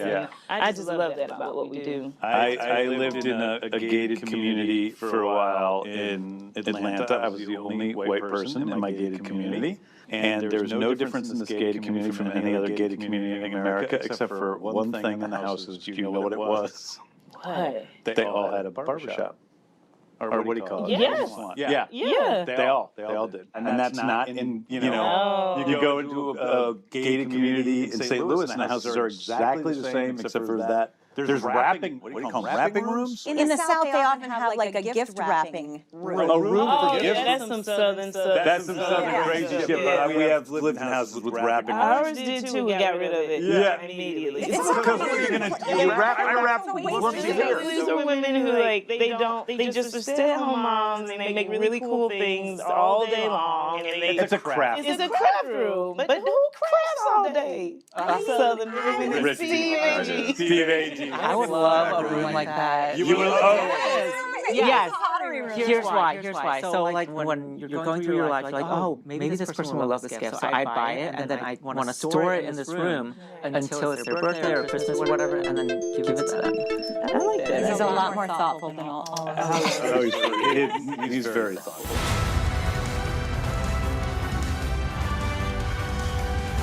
In this sequence, when we open up, Yeah. I can't believe you didn't realize we're in Nazi world. How was I supposed to notice that? There's the big reveal of the Hitler painting. Yeah. And I don't know how much you can see of it in the cut anymore because the Why do I joke keep about getting it has muted, been bro? removed. Like, what in the world? But they actually weird. had a bunch of the guys shave Hitler mustaches, and they had to keep these on them for days while we were shooting, so they were like having to leave our set. Were those real mustaches? They weren't fake mustaches?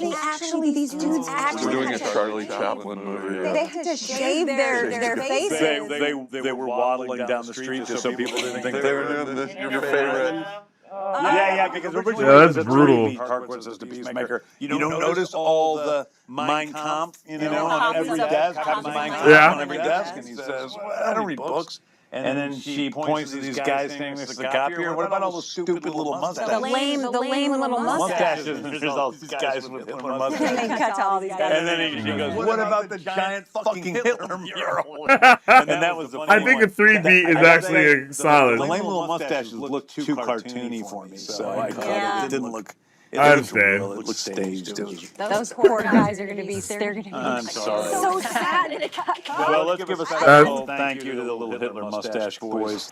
And then we have Danielle being chased by I know. the mob of white people. Which is the scariest thing. I definitely got my ancestors. Okay. I was really running out here. Just imagine. Damn, that's a real. White people, and that's what happened. That's a real ass. That's a real ass You go into thing to the think about. That's swimming wild. pool. Yes. Looks like you're surrounded. Looks like you're dead. Which, I mean, it was a lot of fun to do that. Was it? Because I have to say, I was a little jelly.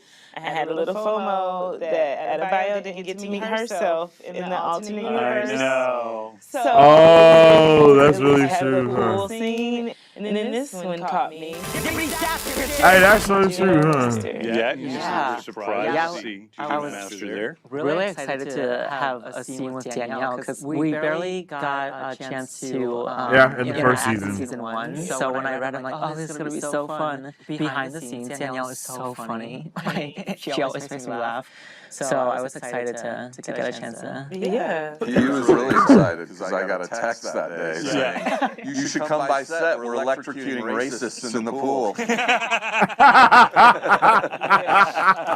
That's awesome. But it was weird because we had to go and we talked to the crew and it's just weird, you know. Yeah. And Like, we're gonna be doing a racist scene today. getting out. So then we have Everybody buckle up. and It's gonna be pretty intense on the set today.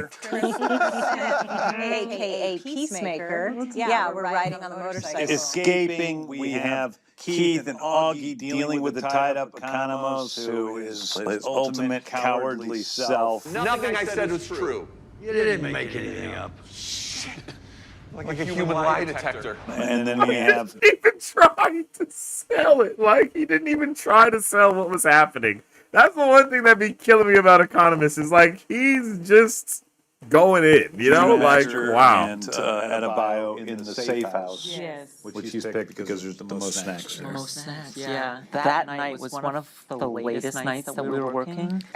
Poor Danielle, they had to spray her down with water. Yes. And we had to wait outside before they caught action. Hey, at least she got that pay bump.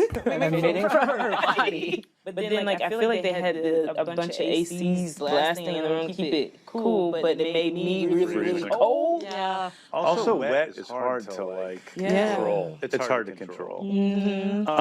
We had that great moment where you said Adebayo kept this excited look on your face, a little gleeful judo master, where he says, that's the most people have ever killed at one time by electrocuting them in a swimming pool. And she says, What was the second most amount of people you've ever killed in a swimming pool with a telephone wire? 4. it's a lot more than 4. It's like, you know, when you got a good score on a video game, and then you do your high score by like 3 times.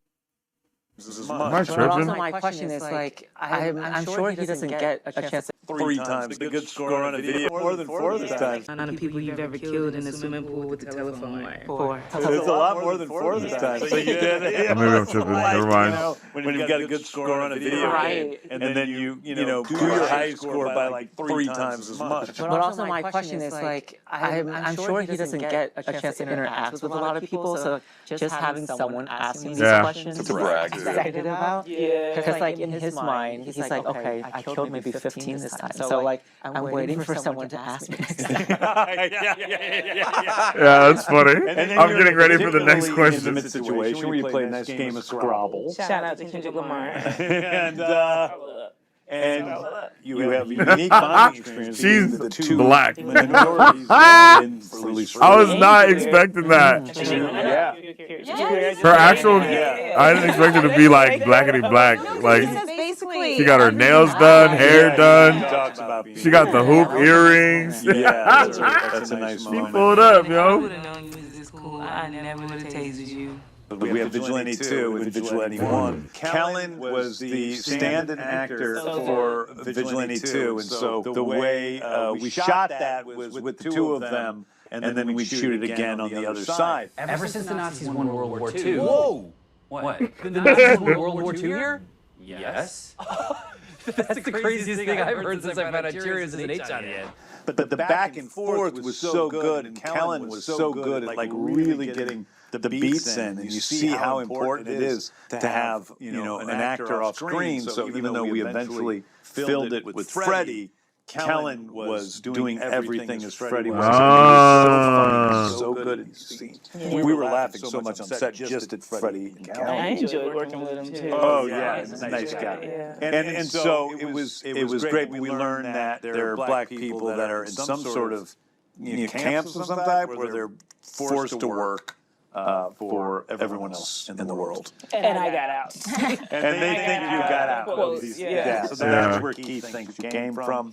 And then we go to probably my favorite thing in this episode maybe is the motorcycle ride with Harcourt and Peacemaker, where it seems like they're probably going to die, and in this last moment where they are being chased by the police and radically outnumbered, we see for the first time ever Harcourt give in and lean her head onto Chris's back.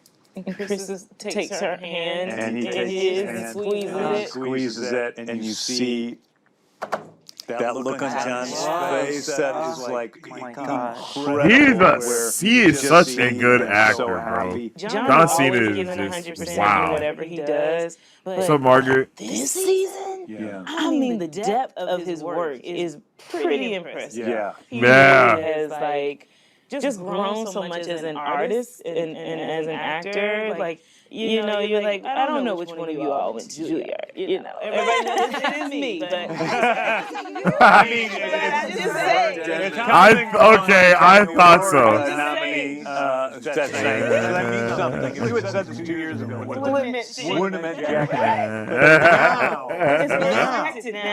it means something. Like, just shout out to him, and you will see, like, even throughout the season, other scenes, which we're not talking about today, but I just really was like, wow, as a scene partner, this is exactly what you want. Like, somebody who just will give you everything, and I don't know, like, you can bounce off of, and just he picks that ball up if you toss whatever to him. I just think he did a phenomenal job. You know what I think? I think he really took it to heart when on season 1 we were all like, we all got to get on to Danielle's level. You got to come up to Danielle's level. Right.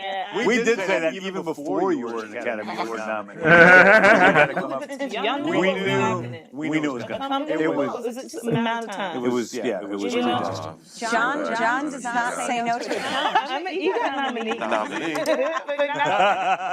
It would be fucking possible if you fucking won that. We should not sleep on this show season 2 because I do believe we should be nominated. I mean, agreed. And again, for real though. You heard it here, folks. Peacemaker, y'all. I mean, so many great performances. For real.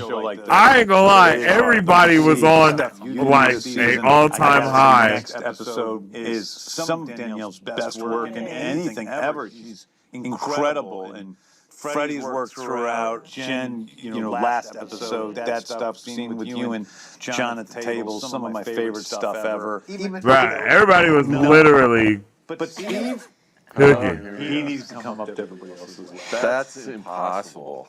I gotta say, I'm comfortable on my level. I have fun on my level. You guys are all stressing. Come on, jokes aside, though, you're fucking great in this season, man. My girl. Acting coach too. He helped me when we had to be drunk. What advice did he give you for being drunk? He was like, "Don't act drunk." He was like, "You act like a person who's drunk trying to act sober." And that was given to me by Nick Offerman. Okay, and thank God you gave me that because I mean the scene was so much fun to do. Yeah, I can see that though. You gave me that note, I was like, okay, we got this. Because it's like you're trying to, yeah. I'm good. This is gonna suck. We're just coming back. No. You're both so That scene's great. It's a great scene. And I just realized that motorcycle ride was my favorite thing to shoot ever. wow. I don't know how to describe it. It was like there was magic in the air. We were just Alethea Jones did a really great job shooting that scene. She did. It's really beautiful. And the sun was shining. The glow on your face. We need to take a moment of silence for the glow. It gave everything. Well, we can thank our crew for that because it was just they were bouncing something beautiful. What were you guys? What were you when you were shooting the scene with you on? Were you on an actual motorcycle on a plank, or were you on? You were in a trailer? Yeah, we're just driving around on the motorcycle strapped into the trailer and just riding around. Great. It was a beautiful day. I mean, it was my favorite day of shooting. I left that day just like contemplating life. It was amazing. So the motorcycle ride ends. They're surrounded by cops. It looks as if they're about to die when they are saved by Augie and Keith. Augie 2 and Keith 2. We have Rick Flag Sr. and Bordeaux meet up with, of all people, Sidney Happerson from the Superman movie, who happens to be my friend Stephen Blackheart, who is Lex Luthor's #1, who is the world expert on dimensional interconnectivity. I think Stevie's great in that scene, and He is. thank you. You love. He was so great that it really puts into perspective how panicked my guy was in Superman about the interdimensional portal ripping through Earth. Like, he was absolutely stressed about that on another level. And it really puts that into perspective. Like, I already knew that he was tripping, but he was tripping, like, the entire time. Like, seeing how he is here with how calm, cool, and collected he was in this episode versus how he was in Superman, it lets you know that he always knew that there was some shit going wrong with that dimensional portal and he was not happy with it. You said? Yes, my God, girl. Get her runway immediately. Every time. It was not just that scene, but like every time you allowed I said her it. to She walk was strutting. somewhere. Oh my God. I was like, strutting. Bruh. We need like RuPaul's music just right in the background of everything. So She Keith was and Augie strutting. and take Chris and Harcourt in with Economos, Dude, I'm sorry. You fucking stabbed me in my hand. and Chris tells him the whole truth, that he killed Peacemaker So too, sincerely, too. but he did it by accident. He didn't mean to do it.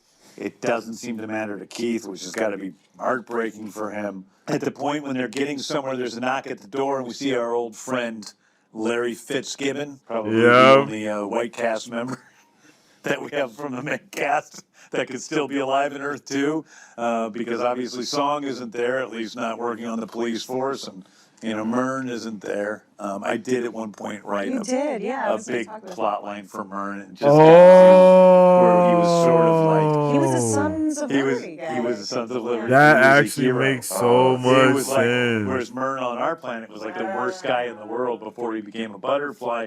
Myrn Yeah, on their yeah, planet yeah. was like the sort of kick-ass Harriet Tubman I was of about to that say Martin Luther planet. King or something. Yeah, but he was like a total action hero. So, but, I mean, listen, there's still the future. That's There's still dope. Earth 2. We didn't blow it up. It still exists. And Addie, please, I want to meet myself. Yeah. I don't know, but I just want to have a British accent. I really don't. But I'm just like, I really thought Freddie was going to pull out his British accent on us. That would be That would be funny. interesting. I was like, what? Two vigilantes joined Judo Master and Adebayo. That's There's a little crazy. confrontation between you and Vigilante. Yeah. What are you with this guy for? I hate this fucking guy. This little fucking guy. You hate me because I fucked you up? Yeah, I remember Yo. that scene was fun to do because Freddie's like 6 feet tall and I'm Yeah. 5'1" in heels. 5'1", I wish. But like, I do go toe to toe with him, and I remember filming and looking straight up at him. I loved it. And again, I didn't give a shit because Judo Master can beat up anyone. So I remember at one point I was trying to break out. I was like, stop. And it was like, girl, go sit down. You're doing too much. Just let him have it. That's crazy. And then we get to kind of the last act of the episode in which Augie ends up being the Bruh. only guy who's not a fucking Nazi. I applaud you if your world is perfect and you fight every injustice you ever see. Bruh, cook. Is that what you do? He is so much like Harcourt is in our world, who doesn't try to change jack shit, but she does kind of what she can, but that's about it. And that's kind of all the 11th Street kids. We're living within a corrupt system, and so many people in this planet are like that. I fight the madman murders and monsters in front of me because that's all I can control. And we also learn a little bit more about Peacemaker, too, that even more hearing about how he was not a good guy. And you see that Augie has real compassion for our Peacemaker. He knows his son was a bad guy. Yeah, he does. He does. He loves him, but he knows he also, with looking at it in a sober fashion, was not a good human being. And he can see that the Chris from our planet is a good person. And he wants to save them. He wants to save all of you. Just have you go back and never come back. And as Augie goes into this big speech about the way he sees the world, Vigilante pops through the window, and nothing is ever clean cut in the world of Peacemaker. And he stabs Augie Smith to death. So harshly. Just, you can't believe you're seeing it. Yeah, it's pretty. No, literally, it's even though, so... what would you expect from Vigilante? Right. You still are just like... legitimate. This guy just, like, was the nicest guy saying, let's not have any more killing. Let's get you out of here. Let's get you out of here. Boom. Like, it's like, you didn't even, like, put him in a headlock first and be like, you want me to take him out? You want me to? He just went straight for the The moment before when Peacemaker sees Vigilante in the window, and He he's knows. like, "Oh fuck, what is he gonna do?" And he's about to speak, and then it's so fast. Heartbreaking. Yeah, that was hard to cut because it was how long does he look? And you do hear Vigilante in the background saying he had, Economos all tied up. So that was that he gave himself to murder him. And there's a little bit of action beat, just madness of people shooting at each other. Steve, what was it like getting dragged on that seat there? I have claustrophobia. So first of all, being strapped to that chair was a little disconcerting. Why don't you do a shorter list of us of the phobias that you don't have? I don't have a mushroom phobia. But also you get... But also I have vertigo. Yeah. And my vertigo is at its worst when I am flat on my back. And this whole episode, I'm like, once that chair gets knocked over. At like midnight, by the way. Like, it was a long shoot, but also everyone was really nice. Like, Cena was just like, hey, can we fucking get him up? Get him up. Like, everyone was really looking out for me. So it was good. Yeah. People knew. And he's big as shit. From the beginning. So, and they tried to design we designed the chair differently because originally they were supposed to pull from the back part, but we found out it was a little easier for you from the other ways. So we had wheels on there, right? On the thing. It was way better than I imagined it was going to be. So as you're about to go back into the other world and get away, Keith tackles Peacemaker. Which is awesome. Seems to be about to kill him when Eagly pops in and starts beating the shit out of him. Sorry. Yo, big Eagly, bro. Oh, bring it up. Who broke the chair? First of all, so funny. this happened. So someone was not being safe. Yeah. They switched out a chair that had been a regular chair for a stunt chair. For a stunt breakaway chair. Scored. And didn't tell anyone. And I looked at that and I was like, this is a problem. I never knew this until I was like, this is a breakaway chair, right? Because they're about to fly through this wall. And then Danielle comes in after I've already said this. Let me tell you this too. I have a teacher in college. They said, when you're working, you got to find moments of rest. So if you get a chance, sit down. So that rang in my head. What I go do? Sit down. And the chair broke? Oh my God. I mean, like comedy breaking. Like totally. Yes. It's built. And she just sits there and just like it's built so to instantly confused. break once you hit it because that's what it's Yeah. Nobody told me. I mean, everybody was laughing. The best was though. But you were okay. Fine. Yeah. The best was after that. Anytime someone was in that room and wanted to sit down, they would check they would check before they sat on something. And I was like, it's one of those moments where you're like, of course this is happening to me. Out of all people. Yes. Yeah, that's right. Me. Yep. Makes sense. That was a crazy night. That was so okay, funny. so Eagly starts to protect him, and then all of a sudden everybody piles on protecting their brother, Chris. Harcourt starts to strangle him. Vigilante starts to stab him. Even Economos and We're all holding him down. Adebayo are beating the shit out of him. And even Judo Master comes in and starts protecting Chris. And at that point, all of a sudden, there's such a raw, sort of emotional moment as horrifying, well. terrifying moment where Peacemaker screams. A real guttural scream and For says, real. please, please get off of him. And it's obvious that he's reliving this trauma happened with that his he brother? experienced Yo. when he was a child, where his Crazy, brother bruh. died. And he pushes everyone back, and he holds his brother, who hates him, in his arms. He says, it's not my world that's wrong. It's not your world that's wrong. It's me. And he flashes through all the people that have died at Damn. his hands, and is in hell.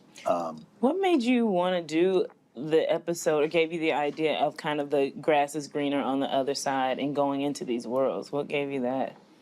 Is that something you always wanted to do, play with? I love high concepts like that. Like there's a book by Philip Roth called Counterlife that is, a literary novel about a guy who has another world, another life, and another version of himself. There's a book called Replay, which is a science fiction book, very good book, about a guy who he's riding the bicycle. He's about, late 50s or something. He's riding the bicycle down a suburban street, and the bicycle falls and everything goes black. He wakes up in blackness, and he feels, and he reaches over and he turns on the light, and he's 18 years old in his dorm room, and he just relives his whole life. Whoa. And then he dies again.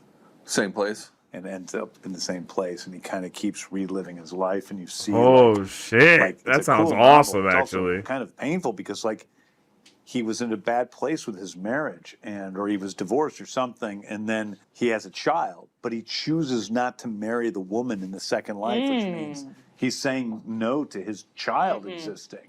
And it's like all these different choices he makes, and also kind of taking advantage of the other lives. So I've always loved those sorts of stories about alternate worlds. And we've seen a lot of, recent comic book multiverse stories, but it's never a specific, this is my life and this is my life in the other world. This is my world and there's this one specific other world. It's always like a million things are happening at once.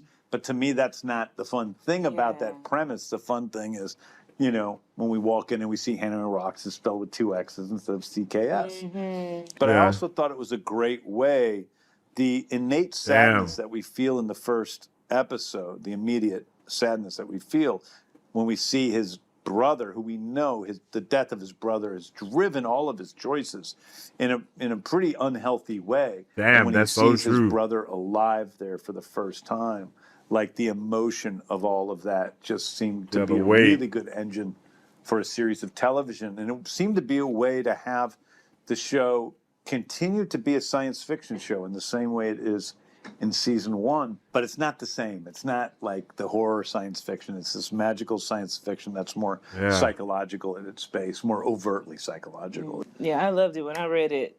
When I saw there was going to be 2 hardcores and 2, I was like, oh my God. I just was like, this is going to be the coolest thing ever, because as an audience member, I love that shit. Yeah. You know what I mean? So you definitely executed so well. And it makes it more fun, too, because we know the characters so well, because we had a previous Literally not scared 8 to do episodes of multiverse in television with these characters. in shows. I made a trilogy of superheroes of Guardians of the Galaxy. People, love these heroes, and I do, too. I've totally fallen in love with them.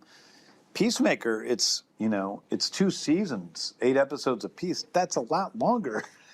And you really get to fall in love with these characters. You really, really love them. And it makes all of their moves, for me as a creator, but also as an audience member, it makes everything they do more potent, Damn. When, Judo Master and Leota are in there talking about their pasts, it's not like we're writing 2 characters we don't have any investment in. Right. We're writing 2 characters that one character that we love. One character that we're starting, that actually does have a lot of love out there. Judo Master has a lot of people that love him. But I think that we start to love him more because we're starting to learn more about him, and he's not a bad guy. He was never a bad guy because he, was trying to do the right thing in season 1. So anyway, that's really, and so that moment there with John is just terrific. Everybody reacts, and there is one final beat there, which for some reason is really intense to me, which is where Harcourt, after everybody runs out, Harcourt she's like, "Give me the asks gun." for Vigilante's gun, and not really asks, and she's just going to fucking execute Keith there on the floor, because she sees that there's a pretty good chance that he's about to Keith will come after Peacemaker. He's 100%. Yeah, she says, "I can't have you coming after him, not us, not us, him." Yeah, exactly, and I think that's so awesome. Woo! Chris, and it's this. Everybody was protecting my guy PM. We've seen now that she has some amount of love for him. The way that I view this moment is that she's willing to sacrifice his love for her to save him, because she knows. I think what's going through her head in that moment is, if I do this, he's never going to be able to forgive me. I know he will never forgive me. But you think he will know, because I tend to think that Harcourt is the type of person that will not say shit and keeps it to herself. Will never say that she did it. She will never say that she did it. Saying that she did it. So okay with never saying it. Yeah. I don't know. But there was a witness. Yeah. And I will say, in the original draft, she kills him. Yeah. I like the cliffhanger, though. I like being like... I like... It's literally, we see the origin story of a new possible villain. Yeah, I think that you can, in one way, the whole season is Captain America's origin as a supervillain. For white supremacist piece of shit supervillain. And we see at the end, we see that look in his eye, and we're like, literally, Captain Triumph. Yeah. It's also not dissimilar to Peacemaker's origin story, where it's like his brother is killed and his father is killed. Yeah. Like, it's like a cycle. And it's supervillain to have as your archenemy is your brother from another dimension. Really good. You killed yourself. That's so who hate you because you killed yourself. Really good. Yo, that is such a crazy is not concept. Smart enough to change that code on his door. So not without your character. So they come back to Earth 1. They walk out onto the lawn together. You said Steve was pulling some shit at night. No, said it. Danielle. When is he not? You said it, no? Okay, so that scene when we're walking out, everyone's very serious. We're about to face off against Argus in that lineup. And so one after another, we were all in line. And right before I am now remembering, I would hold you and keep you from being able he to would walk push out. me across the room.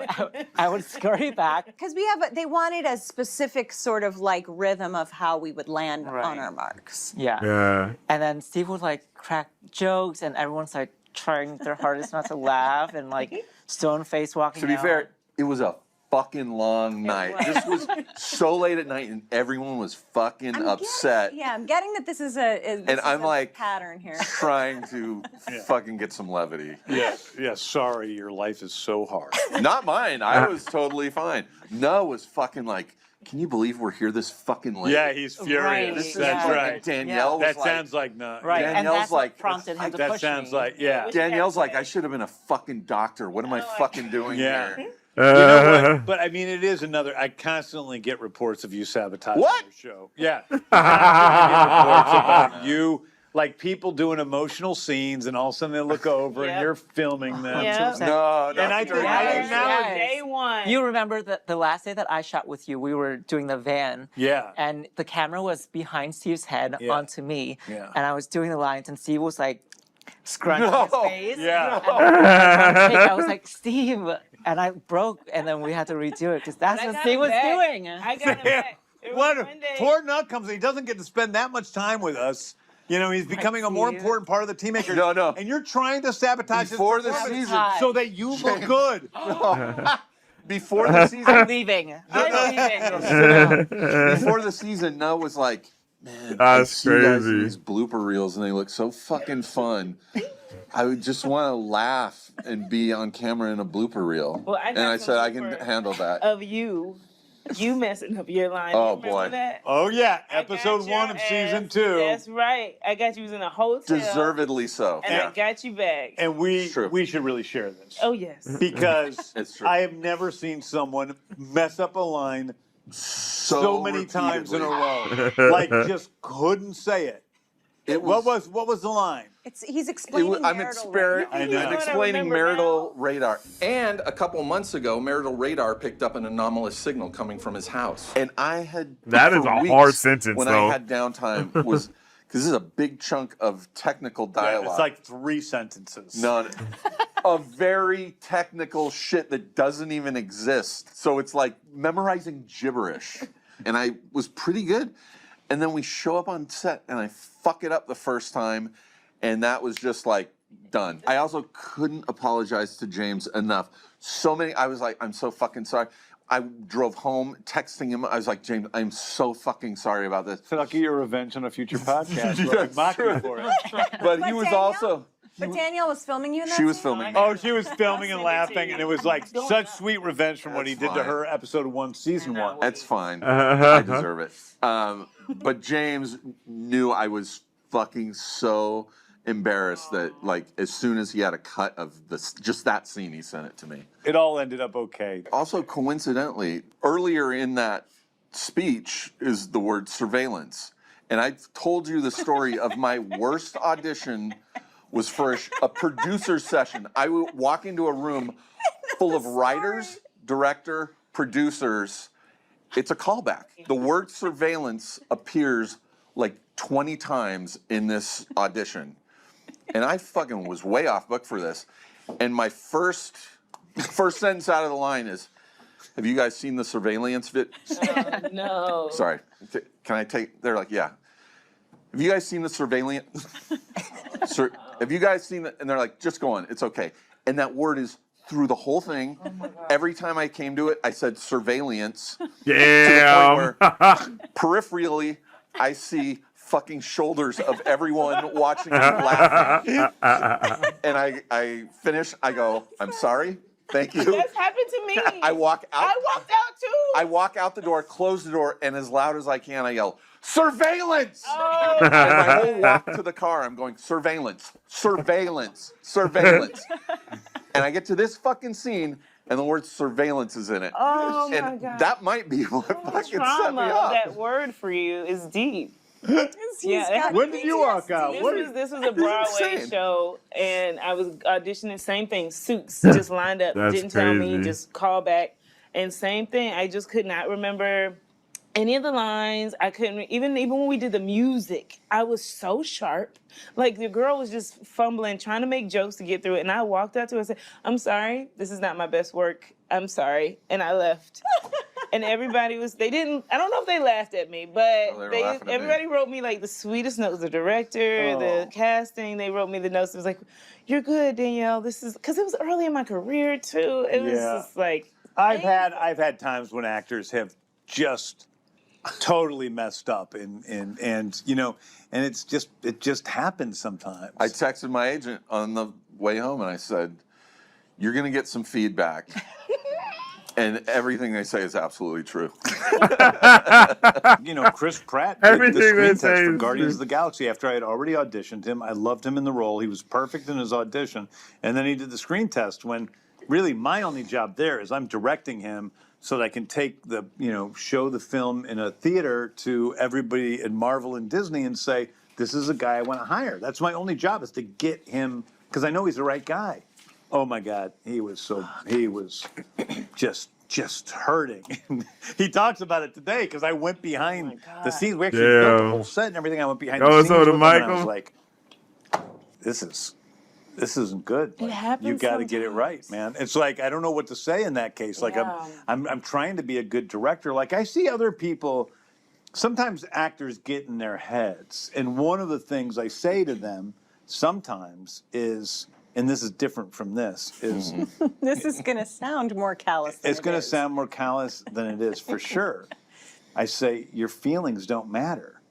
because actors start to think that I'm feeling like it's bad. I'm feeling like it's bad. I can't get there. I can't get there. I'm like, no, you can get there. Just do the acting. Yeah. You're a trained actor. You've put years of your life into this. How you feel in this moment has nothing to do with how it's being projected towards a camera that's picking you up.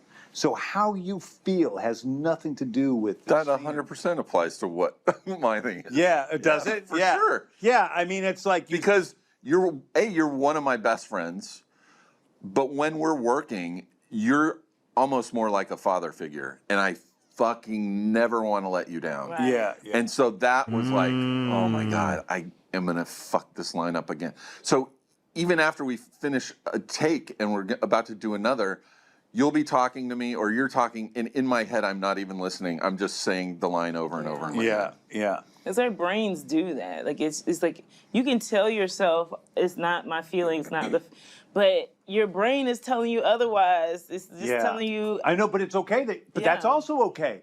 It's also okay that your brain is telling you otherwise. That's the thing. And I know this not partially because of acting, but mostly because of writing.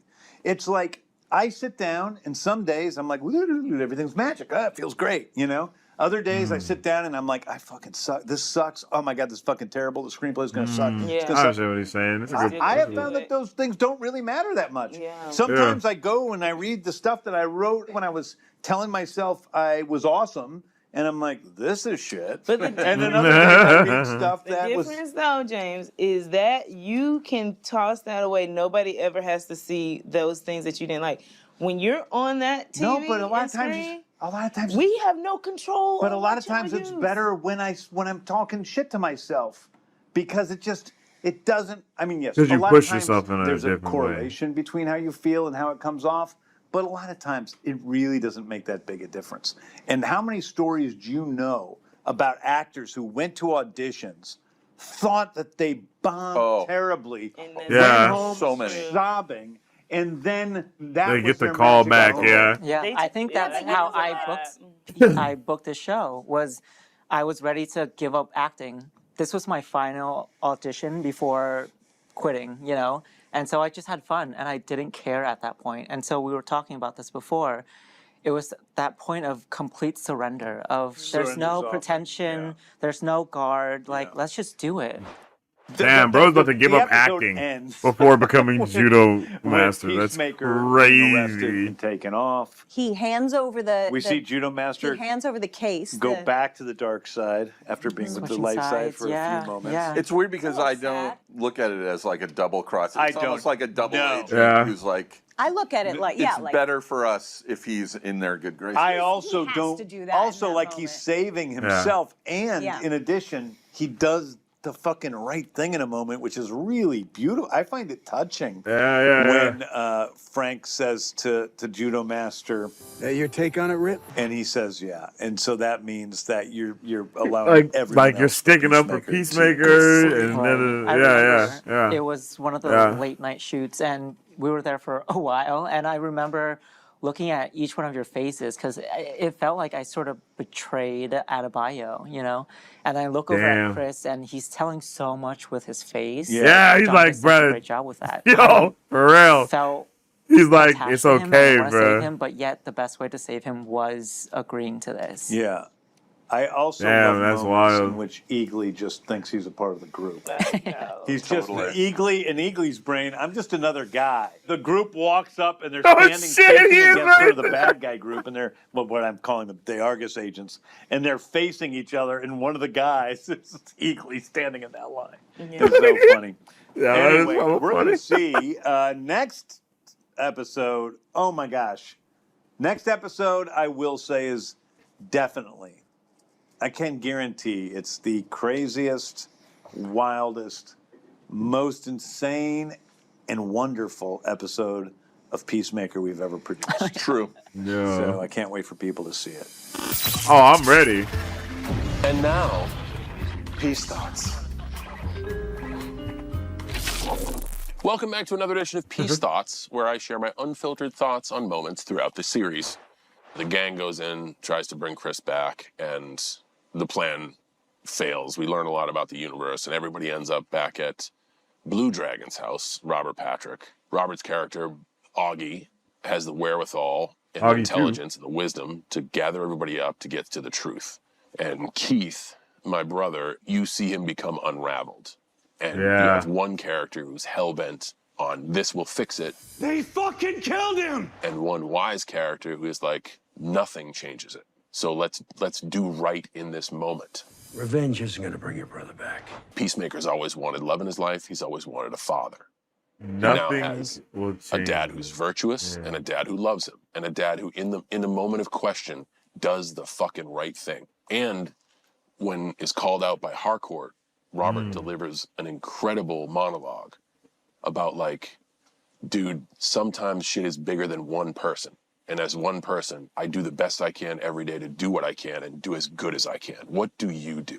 Which is turning the mirror on somebody who called like, you're this. Okay, well, what are you? Yeah. Because I try each day to be useful and good.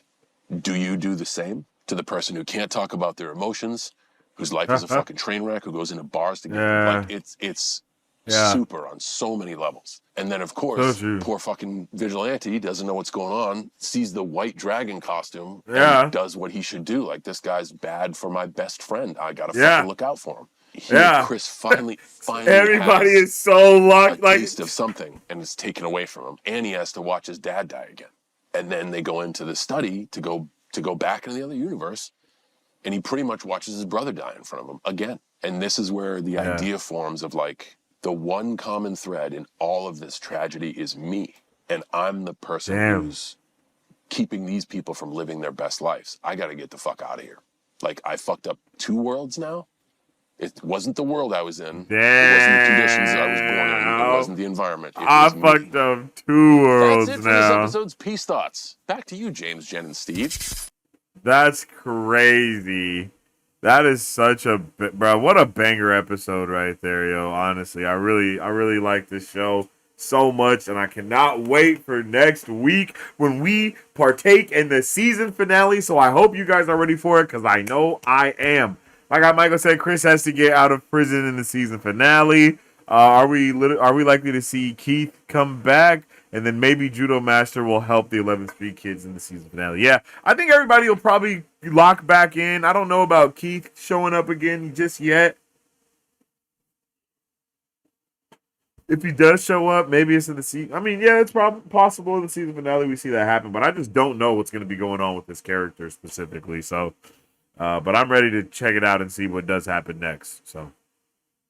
But with all that being said, I appreciate each and every one of you guys for coming through and chilling with me today while we watch Peacemaker Season 2, Episode 7. Next week, we will be back for Episode 8, which will be the season finale of Peacemaker. So I hope you guys are all ready for that. We'll be here bright-eyed and bushy-tailed at 5:15 or 5:30 p.m. PST. So I appreciate each and every one of you guys for tuning in with me today, and I hope to see you on the next one. With all that being said, stay awesome, stay nerdy, and don't forget to stay marvelous. Excelsior. You guys like to support Mark Bros? All you gotta do is visit our website at www.markbros.com and buy some merch. Represent Superfan. Or you can join our Patreon to get early access to content, patron-only scoops, giveaways, private Q&As, and those sacred watch parties. We appreciate you guys. Let's catch you on the next one. Excelsior. On today's pop culture news update.